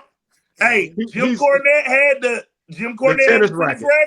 Yep, he had the phone. Heyman had the phone. And And if you Heyman, didn't pick up on that as a kid, Heyman has been a you ain't shit watching the talker attention to detail. all his life. Heyman has been a shit talker since day one. So I've Yeah, always loved Has he Heyman. been Even a from shit? Has he there, been a shit talker? Or has he been a truth talker? that's both. true. Both. Both. He was a truth talker that talked shit when he told the truth. Yes, Yep. yes. And can I say this? Great on the mic. Unbelievable with character development and story writing. Mhm. Horrible with money. Horrible with money. If he had a better team around him with ECW, then yes, they WWE would've- may they'd There would be have been in trouble. no attitude error. Right. Think about the guys I'm going to name right now: Tommy Dreamer, Sandman, Rhino, Taz, Taz, Yep. Sabu, Yep. New the Jack, Dudley Boys, Dudley Boys, New Jack. Yep. Rob Van Dam, Yeah, Mr. Monday Night. Yep. Yes. Dean Malenko. Y'all thought Mick Foley was crazy? Oh yeah. Give New Jack was worse than Mick Foley. Like, And not one of the best wrestlers, but a chance taker. When he took Vic, what was his name? Victor Grimes. When he threw him off the top of the scaffold. And guys like Mikey Whipwreck had a career. The dude Vic Grimes literally told him, he said, "Hey man, I can't do this." He said, you ain't gonna feel your legs after this, and threw him off the top of the thing. I mean, it was just crazy. I want everybody to lean in when I say this real quick. What about the babes in ECW? That was the reason. That was the reason, right? We got puppies in the Attitude Era. That's all I'm gonna say. Yeah, I mean, Vince literally. I mean, Paul called everything out. Like Vince stole everything that Paul did. He did. He did. Bischoff too. Bischoff had a bigger pocketbook with Ted Turner's money. But Bischoff screwed it all up. Oh God, yeah. But the thing with Bischoff, the storylines weren't the story. You had a compelling story when you were the one repping that WCW flag and you didn't hold true. Mm-hmm. Like, if you paint this picture differently, where Eric Bischoff has no involvement with the NWO, it doesn't seem like you're coincided. It got to the point WCW was NWO. Yeah. To the point it was WCW, NWO. You let the faction become bigger than the company. Yes. You let Hulk Hogan control everything. But no, here's what I'm saying. Yes. Who's the so-called leader of the NWO? Hogan. The faction became large. You never saw, check this out. You never saw the WWF say the Ministry of Darkness. That never happened. Yeah, that might be the best can never become bigger than the company. It was interesting. I lost count of how many NWO guys you had. I lost count. At one point when they would all come into the ring, it was like 10 to 15 guys. I'm like, okay, this has to be at least a third of your locker room, and it's big names. Yeah, was it, Larry? Three limos, NWO White, NWO three Red, limos NWO Latino. Like, you had everything. Yeah. Oh, that was so stupid. That really was. Oh hell, let's go back to the whole No Limit Soldier Day. Really being the only WCW guy that came during that invasion angle. You know what I think? If they would have been smart, they could have done the ECW invasion angle because those guys were available.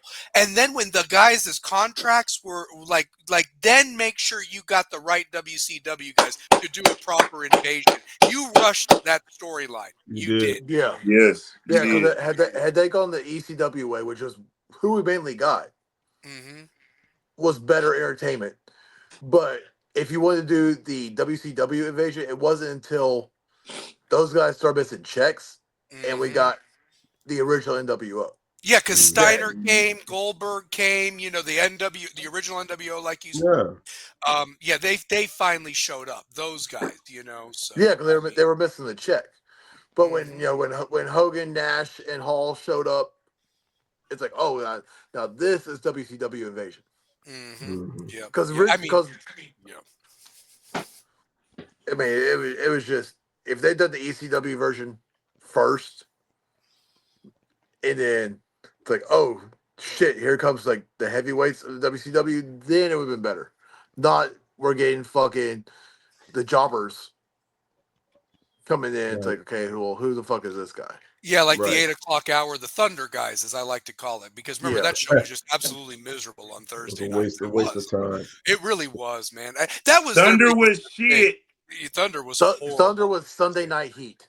Yeah, it really was. Oh my god, Ooh, trash. dude, it was Trash. trash. It was. But I will trash. say this though, Superstars, it was a flagship show for Superstars for our era. Like that Saturday morning, and then you got just like then you get Sunday with All American. And Do you remember all of then you But get you're the Monday, man with me, primetime Gene wrestling. Okerlund, Two Pair, I love you, man. All American Wrestling, 1 o'clock on Sunday, hosted by Mean Gene Okerlund. I mean, honestly. So yes, yep.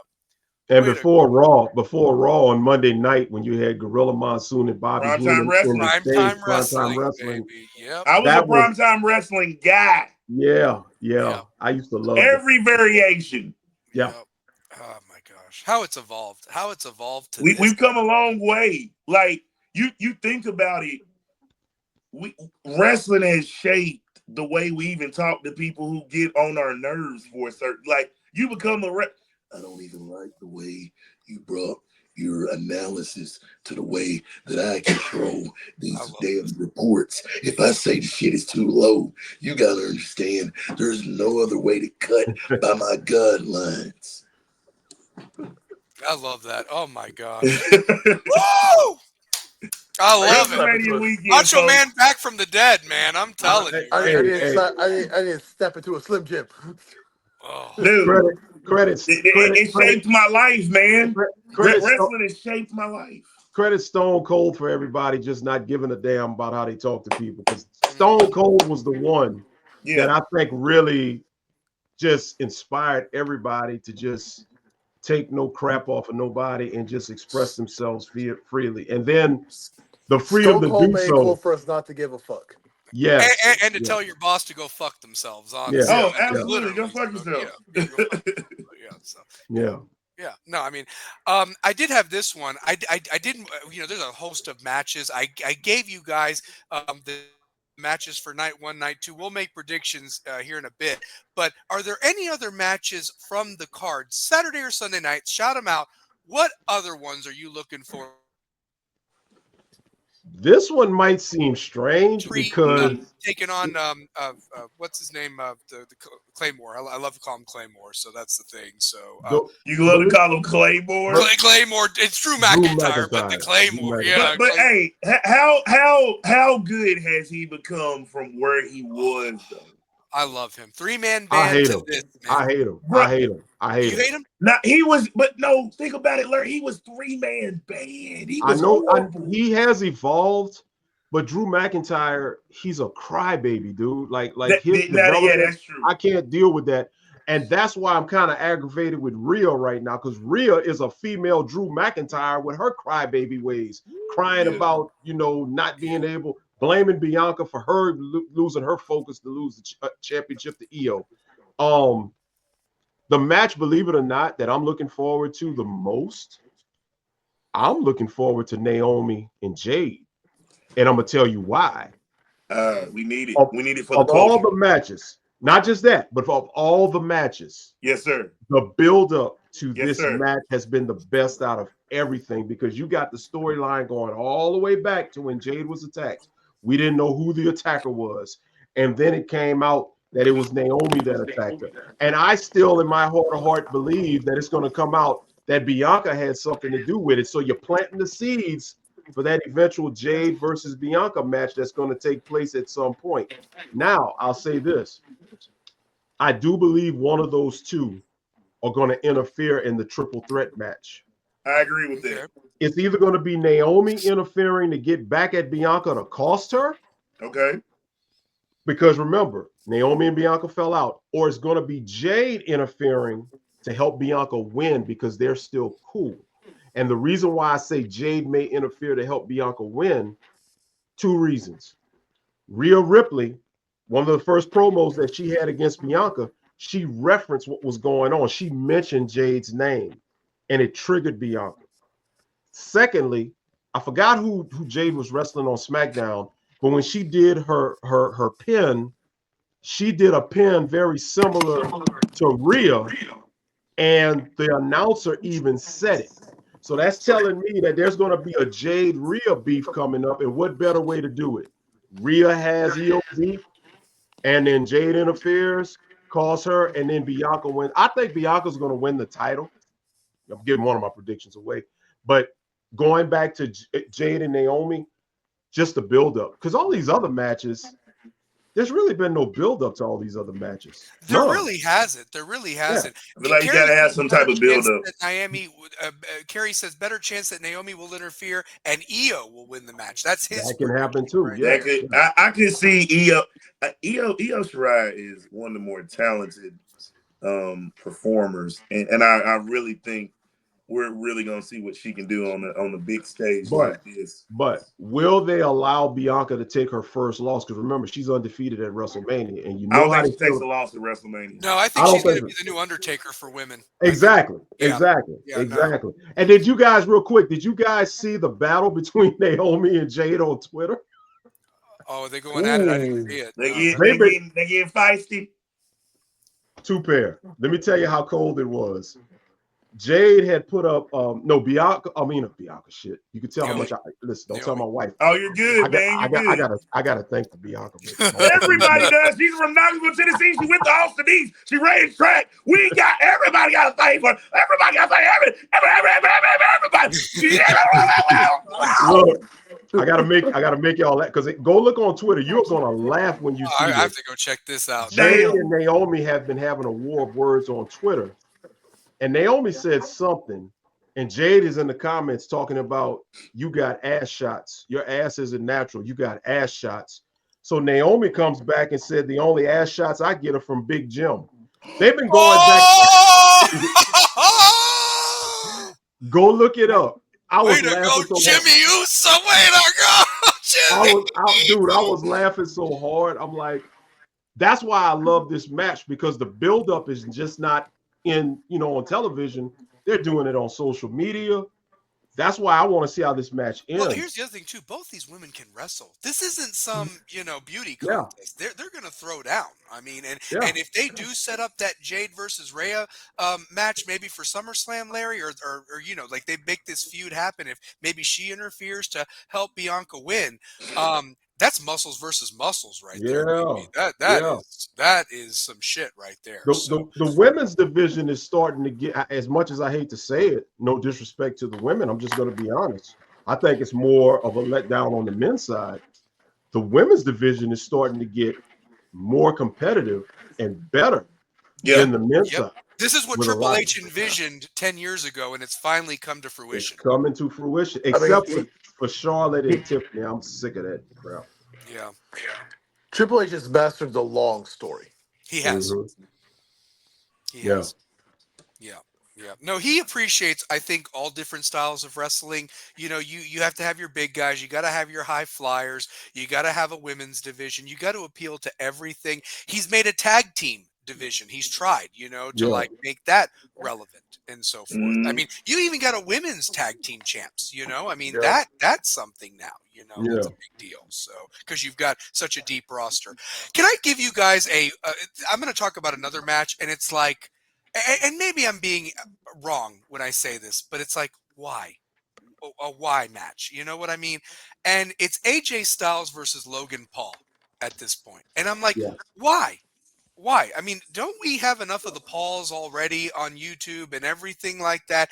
And if this is AJ's last match, why couldn't he have done it against somebody, like that he would want to be retired by, and not just to give a push to somebody? If this he could have took Kevin Owens' spot and fought Randy. That would have been a good going out. That would have been a great match. Different styles. I would have liked to see LA Knight again or something like that. Yes. Give me another LA Knight. Give me something like that. Yeah. Now that match intrigues me. The LA Knight versus Jacob Fatu. That's going to be interesting for the U.S. title. I'm a big LA Knight fan because he's over, but the Fatu family, I think Fatu takes it. But I do. You know why I like it? LA Knight has gotten over on me. I was late to the party on LA Night, but if you mic skill, ring skill, but Fatu is just a human torture wreck, like just waiting to happen, and it could get ugly. Fatu is, I don't want to say he's an alternative to Brock Lesnar, but for me, just that wrecking ball, that menace that Brock Lesnar was, is just in a different way. Like a new MAGA Brock Yes, Lesnar. Yeah. Because ultimately, the replacement for Brock Lesnar is Braun Breaker. Yeah. I think we can all agree Braun Breaker is going to be the new Brock Lesnar.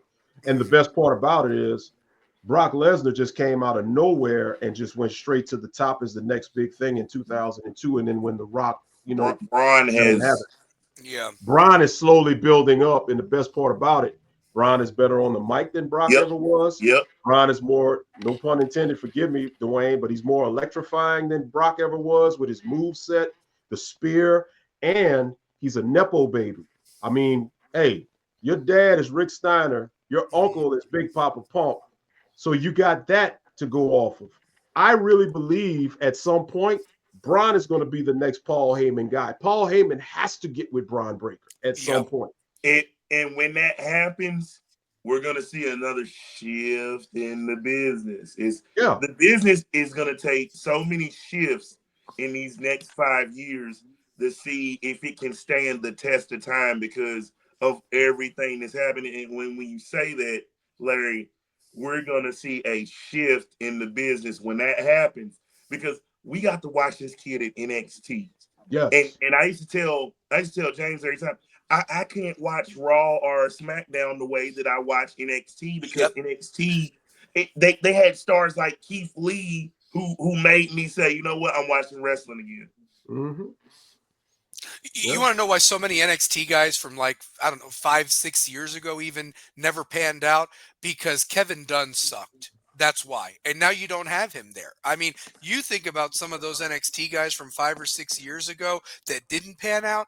It's just bad timing. If they had come now, I think they'd be marketed correctly and not just be lost in the shuffle because Kevin Dunn would give up on somebody if he couldn't market them. Do you know somebody that I think, not necessarily from the NXT angle, but they had made it to the main roster? You know somebody that I think the WWE collective is really probably kicking themselves over for not letting it work out? Let's hear about it. Swerve Strickland. Yeah. They missed out.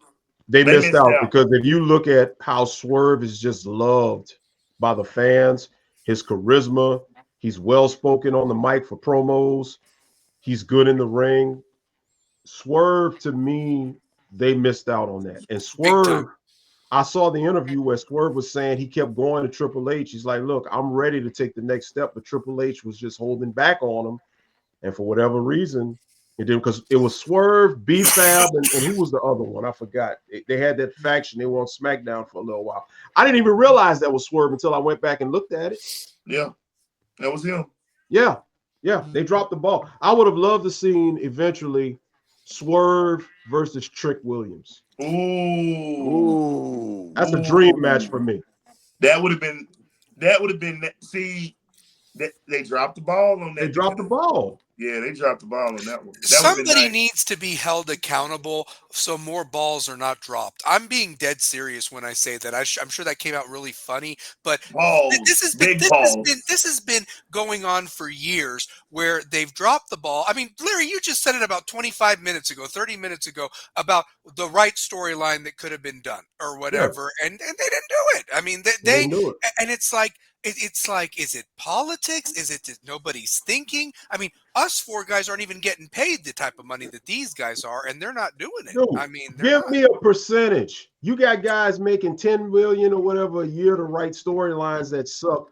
Dude, give me $250K a year, and I will write you storylines that will just keep things going. Like, okay, case point. I'm gonna tell you what I hope to see with Braun Breaker. I see Kerry saying that Braun's gonna lose the IC title. I don't think so. I think Braun is slowly working his way to main event status. How do you do that? You let him have a long IC title reign a la a Gunther, because think about it. When Braun recaptured the IC title after Solo Sikoa did what he did for Jay, that was right after SummerSlam. So if Braun were to hold the title through next year, this is what I would do: have him win the Royal Rumble, and then when he wins the Royal Rumble, he picks whoever he wants to challenge at next year's WrestleMania. Now, Elimination Chamber, he's still the IC champ. Elimination Chamber, have somebody step up to challenge him and say, "Oh, I'm going to take you your concentrate, blah blah blah."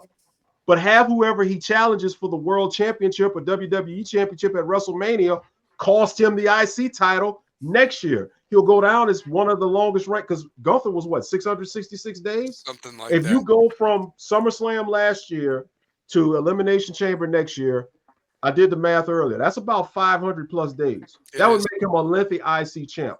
And if you have whoever the challenger, who he's challenging for the championship, interfere and get him to lose, okay, he can drop that title clean, and you just set the fire for a bigger main event at next year's WrestleMania for your world championship, whoever you may be. You could do that, Larry, or if you want to revisit history and try to everybody forget the ultimate challenge, have Braun Breaker be IC title champion, take title for title for title. WrestleMania 6. WrestleMania 6, which the was ultimate one of my challenge. favorite ones. So, that's something right there. One more match that I'm just going to say that it's like another what the fuck moment. I love the guy, but I mean, at one time, Father Time's going to have to say goodbye. This Rey Mysterio versus El Grande Americano. I mean, is that your bathroom break? Is that what that's for? I think these are two bathroom breaks that I've mentioned, by the way. So, yeah, matches. Oh, man, I tell you what, I've been trying to get it. That's the pizza just arrived. Then we got the nachos out the microwave. Hey, man. Let me go pop some popcorn. Let me go make a beer run. Bro, I got one better for you. I've been trying to be healthier. I've been doing colon cleansers, and that's one time I hope the colon cleansers talk to me, because I was definitely. it might move you. It's so bad, honestly. Yeah, it might just degenerate. Why am I thinking Nutty Professor right now? Yeah, exactly. Yeah, I'll clear my colon. What I don't understand about Rey, he is an active Hall of Famer. And look, I love Rey Mysterio. I mean, I met him without the mask when they Mid-South Wrestling, not Mid-South, it was at the it was the mid I forgot the name of it was by the UNO Lakefront Arena, but it used to be mid something. But back in WCW, they came and did a house show, and I took a picture with Rey Mysterio without the mask. Dominic is literally Rey Mysterio without the mask when he was young. Look exactly the same. He's just taller. He's just taller. Mm-hmm. But by like a foot. Yeah. But my thing with Rey is, and I guess he still loves what he does, but dude, you're a Hall of Famer. There's no reason for you to still be in the ring wrestling. Name one wrestler besides Rey Mysterio is still active. From when we were growing up. Going 300 days. And my thing is, I'm 48, so Rey has to be 52, 53. He is. Because gotta be. He's in his early 50s. There's no need for you to do that. And I think with Rey still wrestling as a luchador, that takes away some steam from Penta getting to another level, because I want to get into Penta, but as long as Rey is still on the roster, it's going to be hard for Penta to elevate, because you still have the greatest luchador of all time. Mm-hmm. Yeah. Yep. That's why Sin Cara never made it. The fake one or the real one. Yeah, yeah. The real one or the fake one. They tried, but you know that when you're a luchador and you wear that mask, you got to make sure Rey is, on hiatus or something, or else you're going to fall by the wayside. Who do you think accepts the Randy Orton challenge? Who's going to come out? What pop are we going to see, you think, in that one? That's a good one. Is Solo available? I would think so. I was just about to say Solo, because that's probably the biggest name on both brands that's not, that's actively right now. That's not, injured per se or whatever. That's available. And you have history there, because even though Solo wasn't there at the time, the Bloodline did take Randy out. But that's when it was Roman and the Usos. So, and for right now, because Jacob is going to win that U.S. championship. So, to me, but what good does it do? Because Solo can't win any matches anyway. He's like, 0-26 in his last matches or whatever. So, I feel bad for him, because he's slowly falling to obscurity because, dude, Jacob Fatu is just that damn good. You would think that with him becoming the new bloodline leader at the time, and they tried everything. You know, they had him with the suit and everything. They gave him a turtleneck. They gave him a black turtleneck, man, and a glove. The dude was looking like a Samoan Nino Brown, man. He was just, doing his thing. He's just trying to be the Rock back in high school. Yeah. I mean, I don't know, man. I feel sorry for him because potentially you got his brother that's probably going to win the championship over Gunther. I think Big Jim eventually is going to get a singles push. You got Roman, the cousin. You got your other cousin, Jacob, who's about to rise up. And at some point, Zilla's going to get to WWE. And when he gets to WWE, he's that damn good. He's going to take off. Yep. I mean, they're just taking over. There's so many of them, so that's the thing. So yeah. Listen, I love this, guys. I mean, I could talk wrestling all night, and I know that people got stuff to do. I want to get to the predictions though, in the matches or what have you. So let's get to the predictions. What I'm going to do is I'm going to go night one, and I'm going to go from the match that Kerry actually just mentioned. The War Raiders versus the New Day for the WWE World Tag Team Championship. What do you guys got? I think this is the New Day's last hurrah. Yeah. Let's just go out this way. New Day wins it. New Day. Yeah, I got New Day as well. So, Rey Mysterio versus El Grande Americano. I'm not even concerned about this match. Do I have to pick somebody? Hey, you know who doesn't win? The fans. The fans, yeah. It's going to be Ray. It's going to be Ray. There's no way they're going to let El Grande Americano. What the hell is that? So, I mean, oh my God. Ray gets it. Ray gets it. Two Pair mentioned this match earlier. LA Knight versus Jacob Fatu for the U.S. title. Fatu. I think Fatu's going to get it done. I think he gets it on the big stage, but I'm an LA Knight fan. Like he won me over. It took 2 years for me to finally say this on the Rebels with a Cause, because I didn't believe it. He just wasn't believable at first. He had to work. Then it's like he gotta look. He embodied the character more. You want me to give you something that's going to make you like LA Knight even more? What's that?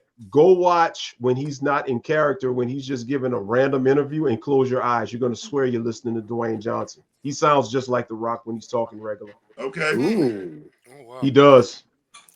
By the way, Kerry says Sami Zayn will accept the challenge from Orton. That's interesting. We haven't seen him in a while. I can see that. We haven't seen him. So, yeah. Ray Hamas Gable. So we all agree Fatu wins that one, even though Fatu. Gotcha. Yep. All right. Let's go with this one. Jade Cargill versus Naomi. We just mentioned that match. So I like Jade. I'm going with Jade. I think they've been pushing her for about that Royal Rumble. Naomi's had her time. Awesome. Yeah. Yeah, give me Jade. Yeah. Naomi's had her time. I am going to be the odd man out here. My heart wants to say Jade, but for some reason, Naomi's getting this makeover from the gold thing to caution. So that's something they might want to push. And you got to think about it. Jade came back and buried her at Elimination Chamber, just destroyed her. Mm-hmm. And then when Naomi and Bianca had their falling out, she came and destroyed her again. Now, Naomi did get a round back. I think Naomi's due for a victory. And now this could set up backlash for Jade to win, but I think big stage, I think Naomi's going to get it. I'm going to go with Naomi for this. I would like to see Naomi win, but I'm going with my head here and not my heart, and that's why I'm going safe with Jade. Plus, it intrigues me, this Rhea Ripley and her potential feud that might be muscles versus muscles. So it's coming. Yeah. Speaking of which, that's the next match I've got. Tiffany Stratton. Sorry, this is a different one. Tiffany Stratton versus Charlotte Flair for the WWE Women's Championship is on night one. Definitely Charlotte. Charlotte's winning. I think Charlotte is going to do it. They don't let her lose in WrestleMania. Yeah. Especially after what she came back from. Yeah, they after coming back from the ACL, after her being on Sherry Shepherd, and that's what Tiffany Stratton was talking about. You know, when she kind of threw shots at her, talking about you were on a talk show, crying and all of that. Because let me tell you something real quick. Charlotte is aggravating in the ring, but when I saw that interview, I don't know if y'all saw it when she was on Sherry Shepherd, and Sherry asked her, you know, about the divorce because she's on her third divorce and coming back from injury. She started crying and got emotional, and I'm like, man, I felt for her. And then on top of that, remember, she lost her brother. Reed committed suicide, and you know, so you know, Charlotte, easy, because You want to know something real quick? Let's take a step back for a second, if we got a minute for you. My thing is this. This is her third. Yeah, you're right. This was her third divorce. And, you yeah, know, if you remember that promo, I think it maybe was a year or two ago when she and Ray Ripley got into it because Ray Ripley was talking about Dominique being her Latino heat. And she was like, no, Andrade's my real Latino heat. yeah, Or, you yeah. know, and it's like, where the hell did it go wrong? Like, I mean, because, you know, he was in the match with her father for that final match or whatever. I just don't know what the hell happened. I mean, It's her. I mean, I don't know her, you know, obviously, but you don't have three divorces because of the guys. It's you. yeah. You either don't know how to pick a husband or You're just you, unlivable. you're Yeah. You are terrible. Yeah. toxic. Yes. Toxic. And you're Ric Flair's daughter. I think he's on number 4. So, Mm-hmm. you Yeah. know, They're very much alike. They're very much alike. I think they hey, are. you talk about John Cena beating Ric Flair's world championship record. Charlotte just may beat Ric Flair's divorce record. She might, and she's still what in her 30s or what have you at this No, point. she's 4. She's 4, like 41, So 42. she's my age. She's our age. So yeah, Yeah, like Also, yeah. yeah. so she's so Okay. she's available. She's available. Shane, And, hey, if introduce you her to want, the yeah, Dugan. What? All right. What about this one? Gunter versus main event Jay Yeet for the WWE World Heavyweight Championship. Give Main me event Jay. Jay pulls Give off me the Jay biggest all it's day. upset. gotta Main happen. It's event Jay. Jay, man. You come too far to lose, go 0-4. It's gotta be Jay. Yep, definitely. And Triple H has already been hinting at how the fans love Jay. oh yeah, We will riot if he loses another main event. yeah. No, he's And, and, and I'm gonna tell you something. If you come off of the heels of what happened last year, where you dethroned Roman Reigns and piss off the fan base, and you have an opportunity to at least make it right, not that instance right, yeah, but you can kind of make another championship instance right by Jay has to win this match because his Stallion, me and you talk about this all the time. yeah. His entrances are like concerts. Like They are. I'm literally when I hear ooh, so I'm up here, you know, yeeting. I'm Mhm. yeeting all over my living room floor. That didn't sound right, but you No, get it. You know it's what fine. I'm. Yeah, I get it. No, what about the Royal Rumble pop when nobody saw that coming when he threw Cena out? I mean, or Cena was gone. Lion France, when he came out, and any of those places overseas, when he comes out, and I think that's why the American crowd has stepped their game up with how they react because when he's overseas, particularly that Lion France crowd. It was insane. You would have thought Michael Jackson came back from the dead and started moonwalking. That's how You're right. electric it was. No, you're He got to work on his promos, though. His promos are like not you the said. He's best. stiff. This shit's Yeah, over. I mean, it's done. So goodbye, yeah, goodbye. It's time yeah. for something new. I mean, you know what? I think that's the other problem, guys. Let's be real. I mean, Cody's whatever and so forth, but you have two boring champions, and now you have an opportunity with two champions on two different spectrums: the greatness of Cena and the newness of Jey Uso. Think about how Triple H placed this because Gunther versus Jay is the opening match tomorrow night. They announced it. That's your opening match. So there's no way that Jay loses because if Gunther retains in the opening match, you ain't even going to want to watch the rest of WrestleMania. You're going to be pissed. Nope. Yeah. So Jay has to win, which is going to evoke a lot of excitement and emotion going into night one. It's going to be a whole lot of other things. You know that triple threat at the end of the night is going to have some surprises. Yes. And then the end it all, John Cena wins, which is going to have everybody talking and excited because they're just tired of Cody. It's all So about match placement. You're right about that. It's yes, all about yes, match placement and how you got to get the crowd hype. You know what I mean? Honestly. So start with a championship, bookend it with a championship. that's So it. that's it. Yeah, So, all right. So now the triple threat. You mentioned that night one. I mean, just think about this, guys. In years past, this would be the card.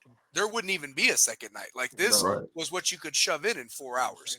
But Hmm. anyway, Roman Reigns, CM Punk versus Seth Rollins. Well, I'll say this: all three of them last year. Well, Punk got injured, so he couldn't compete. He was just there to watch Drew get dethroned by Damian Priest. So this is his WrestleMania moment. Seth lost last year, and Roman lost last year. Yep. So if I'm looking at that, I'm leaning CM Punk because he finally has his main event and he's a fan favorite. However, what's the plans with Roman? Because if Roman loses, where does he go from here? He's obviously not contending for a I championship mean, right now. Roman's already stated he's got, once his contract's done, he's got 2 years Okay. max. So he's He's looking done. at retirement. Yeah. I think he's wanting to pursue that movie career. I think he is at Yeah, this. it's only right. I mean, he's got the Yeah. body for it. He's got the hype for it. I mean, hell, The He's women got, he's like got buddy the him. is, I mean, yeah, why not? he's got the charisma. he's got the Yeah, charisma, I would. so He's got 7 mouths to feed too. So he's got like 7 that kids. I yeah, feel like. Oh, that shit. part, that part. Yeah. So Did you set I'm the gonna women? go, I'm gonna go CM Punk. And I know it's not gonna happen, but God, if that guitar riff would hit and the beast himself would come out. Oh my God. You know, that's the thing. I'm glad you said it, Larry, because I was going to ask it, and I didn't know how you all would react to it, nor anybody watching. Is it time for him to come back? I mean, has enough of that died down, or what? I I think mean, I'm kind of with Larry. I'm 50-50. It's like if it happens, I think it shoots through the roof. If it doesn't happen, I'm not mad, but they missed a very crucial shift in the cult. Like stuff like that can change the culture again. Like that's where I'm in agreement with Larry. But if it doesn't happen, it's like you miss a shift in the You culture. missed out. Yeah. you know what? I got one better for you too, Parrot. You're onto something, and I think you and me might be on the same page. What if it had been Lesnar that showed up at Elimination Chamber or Royal Rumble that set all this up? You know what I mean, type of thing. And then you have like a fatal Fatal 4-way, four-way. but and Paul Heyman represented 3 of the 4 guys. You know what I And mean? you got to So yeah, remember, even without Lesnar being in it, all three of these guys all have history with each other. they do. You got Rollins and Reigns from the Shield. You got Reigns and CM Punk when the Shield was protecting CM Punk at the time to help him retain his championship in 434 days. You got Hmm. Rollins and CM Punk that hate each other. Now, if you throw Lesnar into it, we all know Lesnar and Roman, their history goes back 10 years to that first time they battled. And Rollins screwed Rollins Roman in screwed that one. He Yep. did. He Yep. did. Rollins cashes in the money in the bank and he wins the championship, over Lesnar. Yep. CM Punk and Lesnar had their history. That one match they had where Lesnar beat him. And man, what could you do with that if he would come back? So Yeah. yeah, that would be awesome. My heart would love to see Roman win, but I really think this is going to be CM Punk's moment. I think Punk wins it. I really do. I could be wrong. So the only way, because this is going to be the main event, if Cena wins tomorrow or Sunday night, that's a heel winning. They're not going to have 2 heels win. That's why I asked you who's the face in this. So Yeah. they'll probably want CM Punk, who is the face, to win Think about Saturday night. this. Why have CM Punk lobby so much to finally have a WrestleMania main event and have him lose it? So if he's finally in a main event of WrestleMania, even if it's night one, he didn't come this far to lose. Yeah, and it should I have like been maybe I like last year, that. I and it like might have been that. last year I had think it we not got been a over injury. I think Right. we got a definite answer. If CM But Punk do we doesn't get win, a it's a Roman? travesty because he didn't get his ice cream sandwich and nor did he get his main event. But does that turn into we get a Roman and Cena? No, Roman's already stated he's coming back for the title. I think the shift for Roman is going to be to the World Heavyweight Championship because you have a new potential storyline that now Roman wants to get back on top. And if Jay has it, guess what?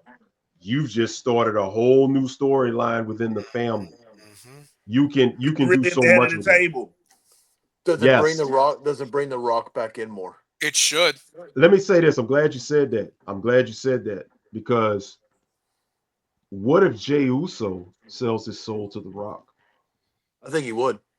Because am I the only one that remembers Jey Uso had Travis Scott with him on the Netflix premiere on Raw? Mm-hmm. Oh, yeah. And The Rock rolls with Travis Scott that slapped the shit out of Cody Rhodes and busted his eardrum? Yep. So Okay. if Jay is 0-3 against Gunther, and that when The Rock came out, You just said it. you That's got the your third. 3, Yep. you had your 2, you got 1 more. So who's the last one? It's Jey Uso. It's Jey It's Uso. gotta be Jay. It's gotta That would flip everything. You think the John Cena heel turn? John Cena's heel turn shocked the shit out of everybody Mm-hmm. because it's John Cena. I got one for you guys. Rock comes. Let's say there's a bunch of guys that interfere, whether it's Stone Cold, Rock, whatever. For that, And there Saturday will night. be. That's going to happen. You'll get both. Rock- You'll get both. You'll get Yes. both. So Rock fucks Roman over, setting that up for 42 next year in New Orleans. What do you think? That gives Rock a year to get in shape. Make the schedule work. Roman can do a couple movies, stay in shape, and you keep them apart, and then you get them ready at Royal Rumble or whatever like that. So But something like that. how would that go over? Because if we look at the history, remember last year, Seth Rollins told The Rock he was having Mr. Midlife Crisis, and then The Rock called him a walking clown emoji. So you had that right there. And then we all remember CM Punk and The Rock. So if that would happen, I don't think the timing of that would happen. Now that could happen if Jay wins the championship. Picture this: if Jay wins the championship, and then Roman goes on to challenge Jay, and then The Rock comes out and messes over Roman that night, and then Jay officially sells his soul to The Rock. Then that's how it will happen. Yeah. SummerSlam, something like that. And I'm gonna give you something to think about for what is that? Backlash. Okay. Y'all know where Backlash is this year? I don't know. Where's it at? It's in St. Louis. Ooh. Whose hometown is that? Randy Orton. And who's had historic battles over the years, and one more battle would be awesome to see. CM Punk and Randy Orton have had some tremendous battles. But I want to see Randy and Cena one last time.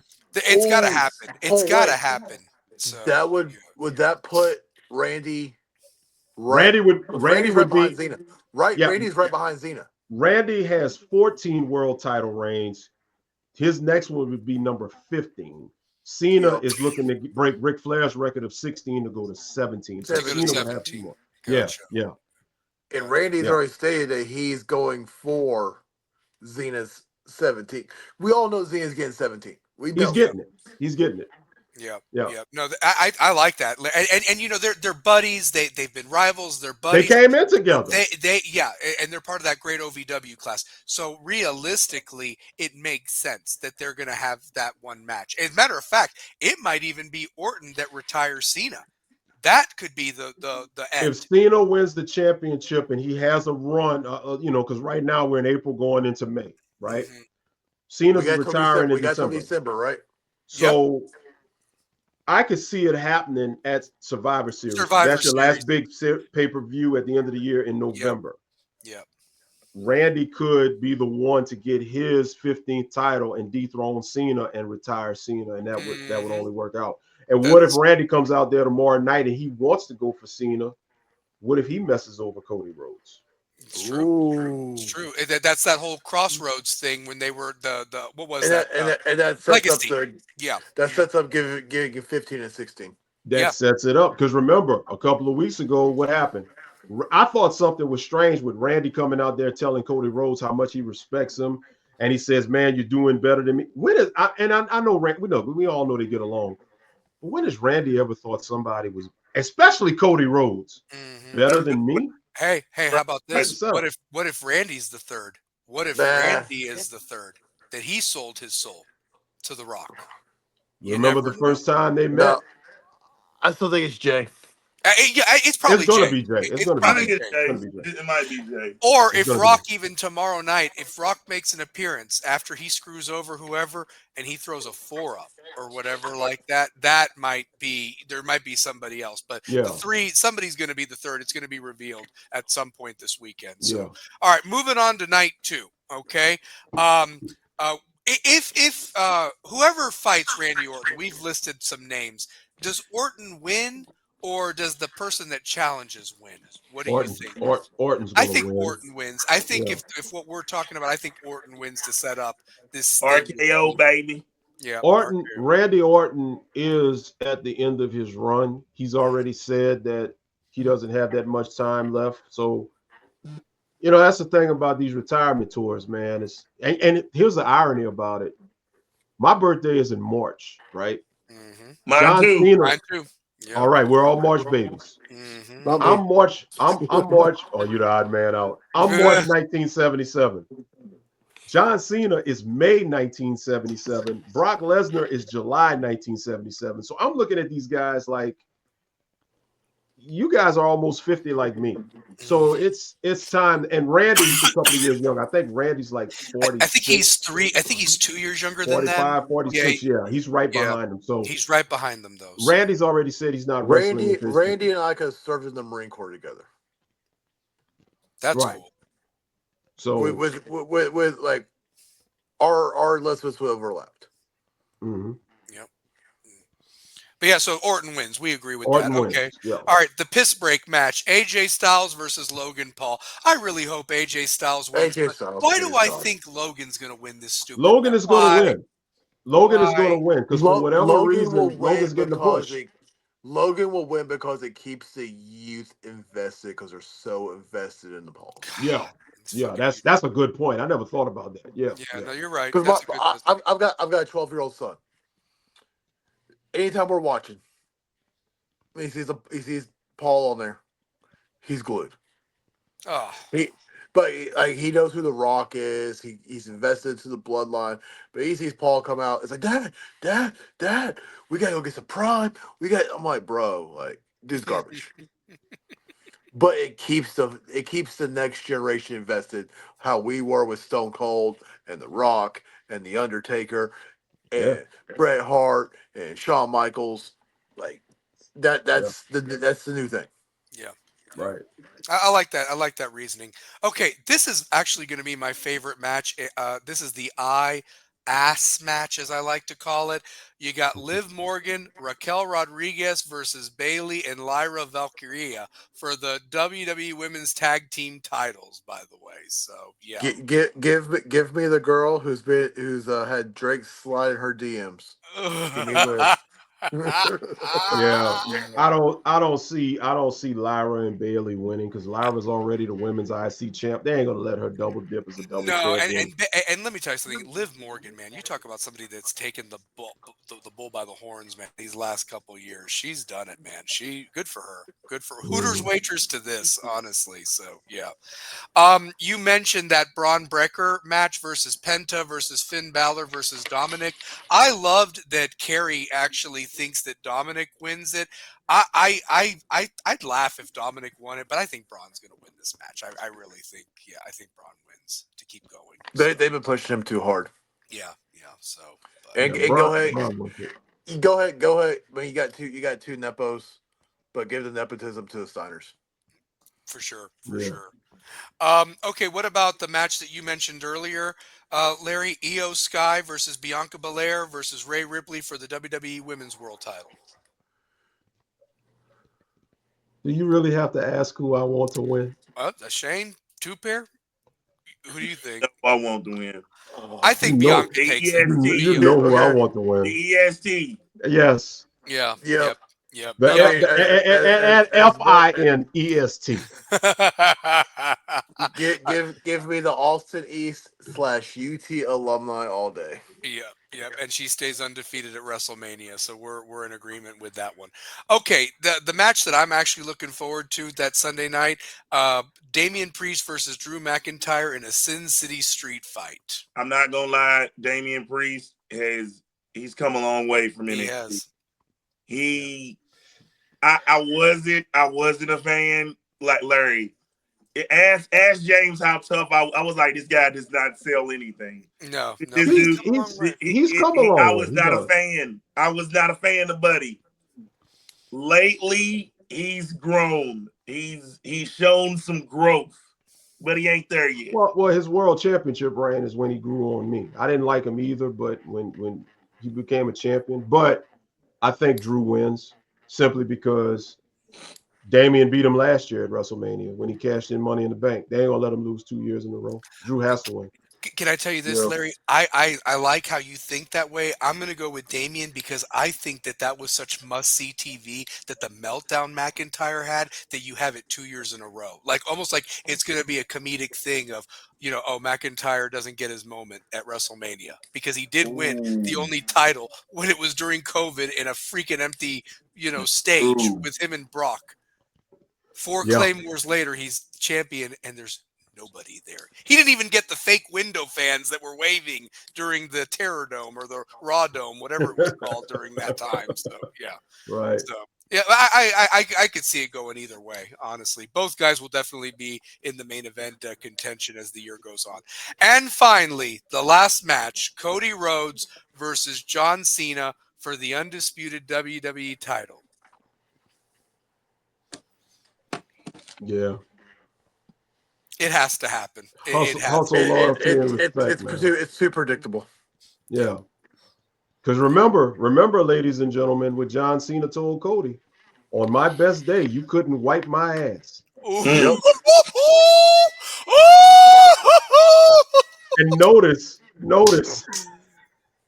they had to dial John Cena back after that promo because they're trying to help Cody. They're trying because Cody is just terrible on the mic. Yeah. And Cody up here talking about the dude's genitalia and all of that stuff. And I'm like, Cody, this ain't even you, dude. Just take your L. Because go cry. Do what you do best, cry on the mic. Dude, if somebody tells me that on my best day I can't wipe their ass, guess what? I'm defeated in life. I can't come back from that. No. How can you come back from that? Dude, that you took his manhood when you said, dude, Cody, we fighting, bro. On my worst, you can't even wipe my ass. He said on your best day. On your best day, you can't even wipe my ass. And the thing you do not know. I'm over the Dude, Cody white, Dusty stuff. Charmin, damn. I'm over that. Because the way he said it, it was just like, it's almost like if I didn't know any better, I would think John meant it because he said it with so much emotion. That's the real Cena. That was right back to freaking him and Rock. Yes. When that shit got personal. Yes. And it got personal. And don't forget about the other line where he said, I make money for billionaires. You just take money from their kids. The shot at Tony Khan taken from the Jacksonville Jaguar, Tony Khan being the son, taking millions of dollars from AEW. Yep. Dude. Yep. I mean, John he went cooked hard. him. No, John cooked him. Cena cooked him. No, Cena cooked him. Cena cooked him. And you're definitely right about that. I mean, I would dare to say Cena's probably the best on the mic ever. Yeah, he is. He's gotten there. Because he has learned how I will take a personal jab at you. Yeah. Well, this is the worst thing too. It's like you said, guys. This was 10 years too late, maybe even 15 years too late. I don't know. It's like I want to hear as many promos as we can in this last 6 months or 7 months, whatever's left in the year or whatever that we have. Think about this. So, yeah, Cena's presence is so powerful. When he hugged Cody at Elimination Chamber and Rock did the throat slash, and Cena's facial expression went from smiling and just had that evil scowl. Mm-hmm. That scowl, and you look and everybody, and you can see, go look at the fans. The fans in the crowd, when they saw the scowl, they were like, Like it's almost like your boy at WrestleMania down here when the Undertaker streak got broke, and when Undertaker lost, it's like yeah. I mean, like yeah. the dude stopped breathing. Yes, no, he was dead. No, well, that's the whole point right there, Larry, honestly, and you hit it right on the head. That right there. Let me tell you, if I'm ever having a bad day, I'll put that on YouTube, by the way, because that makes me Absolutely, feel you better. gotta laugh. To watch that little crybaby bitch get his ass whipped or whatever. And could you see Rock coming out and standing over Cody after like Cena, like you just kind of like kicking him in the shoulder, like just like, are you Well, alive or what? Like, I the mean, one just that thing, insult. the one thing I do want to see, I want The Rock to do that I've missed this year that I loved last year is when he's talking shit to Cody when he's beating him with the belt, and then when he goes at Mama Rose, like I love when he starts talking about Mama Rose, and he get up, boy, and then the unedited, uncensored version, dude. That was gold. That was gold. I mean, That it was. was. I loved it. I loved it. I loved it. I loved it. So it was amazing. The only way, real quick, the only way I see Cody retaining is going to be just like it was last year for him to win. It's going to have to be some outside interference. But who can you possibly? There's only one person that can come down here and probably save face, and that's Stone Cold, because of the history that he has with The Rock. The Undertaker coming back doesn't make sense. You've already done that last year, so we don't need to see that again. I don't see it happening, but a Batista, interference would be kind of cool, but we know that's not happening. No. So it only makes sense that it would have to be Stone Cold. Stone Cold is the only one, because who else from The Rock's past that can intervene and thwart the plans of the final boss? There's nobody else. I don't know how physical he can be because of the heart. Triple H, maybe. Nah.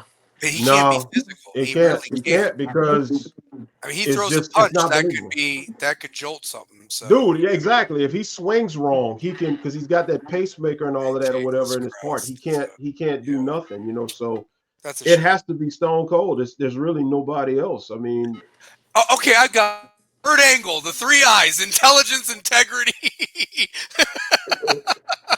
Not even him. Not even him. Like this. Hey guys, I gotta jump off. My son's blowing me up. All right, no problem, man. Thanks for coming, bud. Appreciate you. So, love y'all. All right, much love, bro. Much love, bro.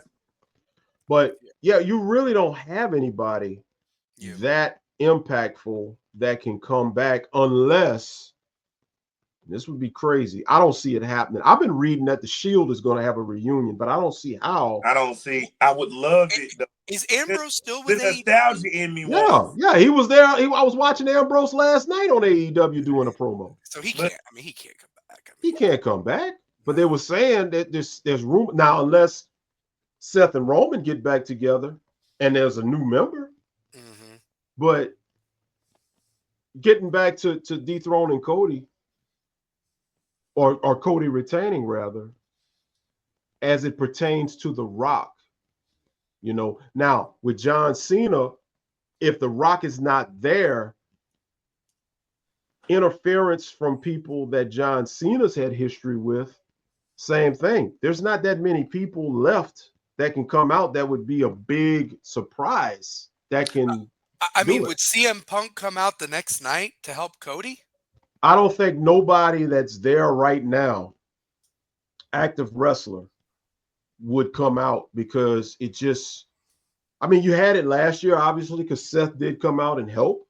Mm-hmm. And the Usos came out to try to help Roman. So I guess you could have some interference, but the deciding factor or the deciding chair shot or whatever happens, that's got to be from somebody that's either a WWE legend that's had history with somebody, or a big name that's coming from another company, Yeah. But who? Who? That's why you got to tune in. What a way. Now, I ain't gonna lie. That's another way if Brock Lesnar could come back. That would be awesome. Because Brock has history with Cena. Yes. Yeah, and they were part of the OVW class. And the last time we saw Brock, he was shaking hands with Cody Rhodes, giving him his stamp of approval when he left after the SummerSlam match. That would be something. So there is a kinship there. Mm-hmm. You know, That'd probably be the big name right there. Other than Austin, would be Brock Lesnar at this point. if that would be as big as the gong last year when the Undertaker showed up, when the crowd went wild. If you got The Rock, let's say The Rock does show up and he comes out and they're about to steal the title from Cody, and all of a sudden you hear the guitar riff, doom, doom, doom, doom. They're gonna go. The crowd's gonna go crazy. They're gonna That go or the nuts. glass shattering would be incredible. I think it would be incredible. Yeah, it would. Yeah. The glass shattering is going to break Vegas if it. I think that's more likely to happen. So yeah, than anything. So, well, guys, it's going to be an amazing spectacle. This has been 2 hours of so much fun. It is exactly why we went this long. We had such good discussion to talk about the past of wrestling and, you know, where it goes from here. And I just hope it's a great spectacle, and we'll definitely cover it next week. You know, was it good? Was it bad? You know, did it miss the mark? And honestly, I'm super excited about this. And Larry, thank you so much for joining the show tonight, man.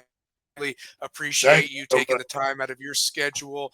And you know, I know you're not West, but can you throw up the W for me, baby? I just wanted to look at that. I love it, man. I just love I watch y'all enough to know, man. I watch y'all enough man, to know, W, and I support. And let me say this real quick.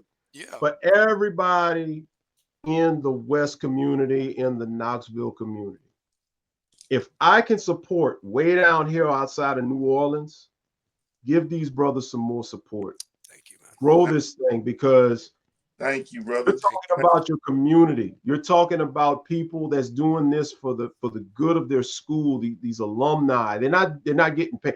Just like me and Dion, you talk with this thing behind me right here, this helmet that I love so much. Right. We don't get nothing for what we do. No. Same thing goes with you guys, and you guys are actually connected because you guys are alumni. So for everybody that's watching, thank y'all, man.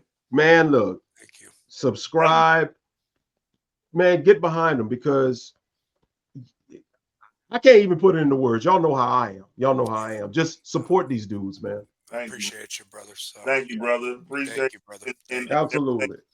Talk, like, you know, I tell James, like, we're probably the only Florida State, Miami friends that are actually cool. Yeah. Right. And prayers to that senseless act yesterday. Just that was crazy. Disgusting. Just prayers go out to the Florida State family. That is crazy. Absolutely. Bigger than football, man. Bigger than football. Big world, man, and we got to do better as individuals to build each other up, lift each other up to where that person doesn't feel as if they need to make a statement like that to show the world that no one is out there to talk to. Right. You're right. Right. Amen. Preach, brother. Two-pair, end the show like you always do. Larry, stay with us, and we're going to end it perfectly here. So go for it. Man, this is WrestleMania weekend, and we got to have the incredible Larry Frank Jr. on our show as a guest, and we hope to have him many more times. What I want to say to you is, you can build up your school just by telling someone, hey, man, have a good day. It's all about the domino effect in life, because every action does require a positive reaction, no matter if it's even negative. Don't let that domino go the wrong way when it can go the right way. And we say this on Rebels with a Cause. Be safe, love one another, and God bless. We are out of here like last year. See y'all. Enjoy your weekend.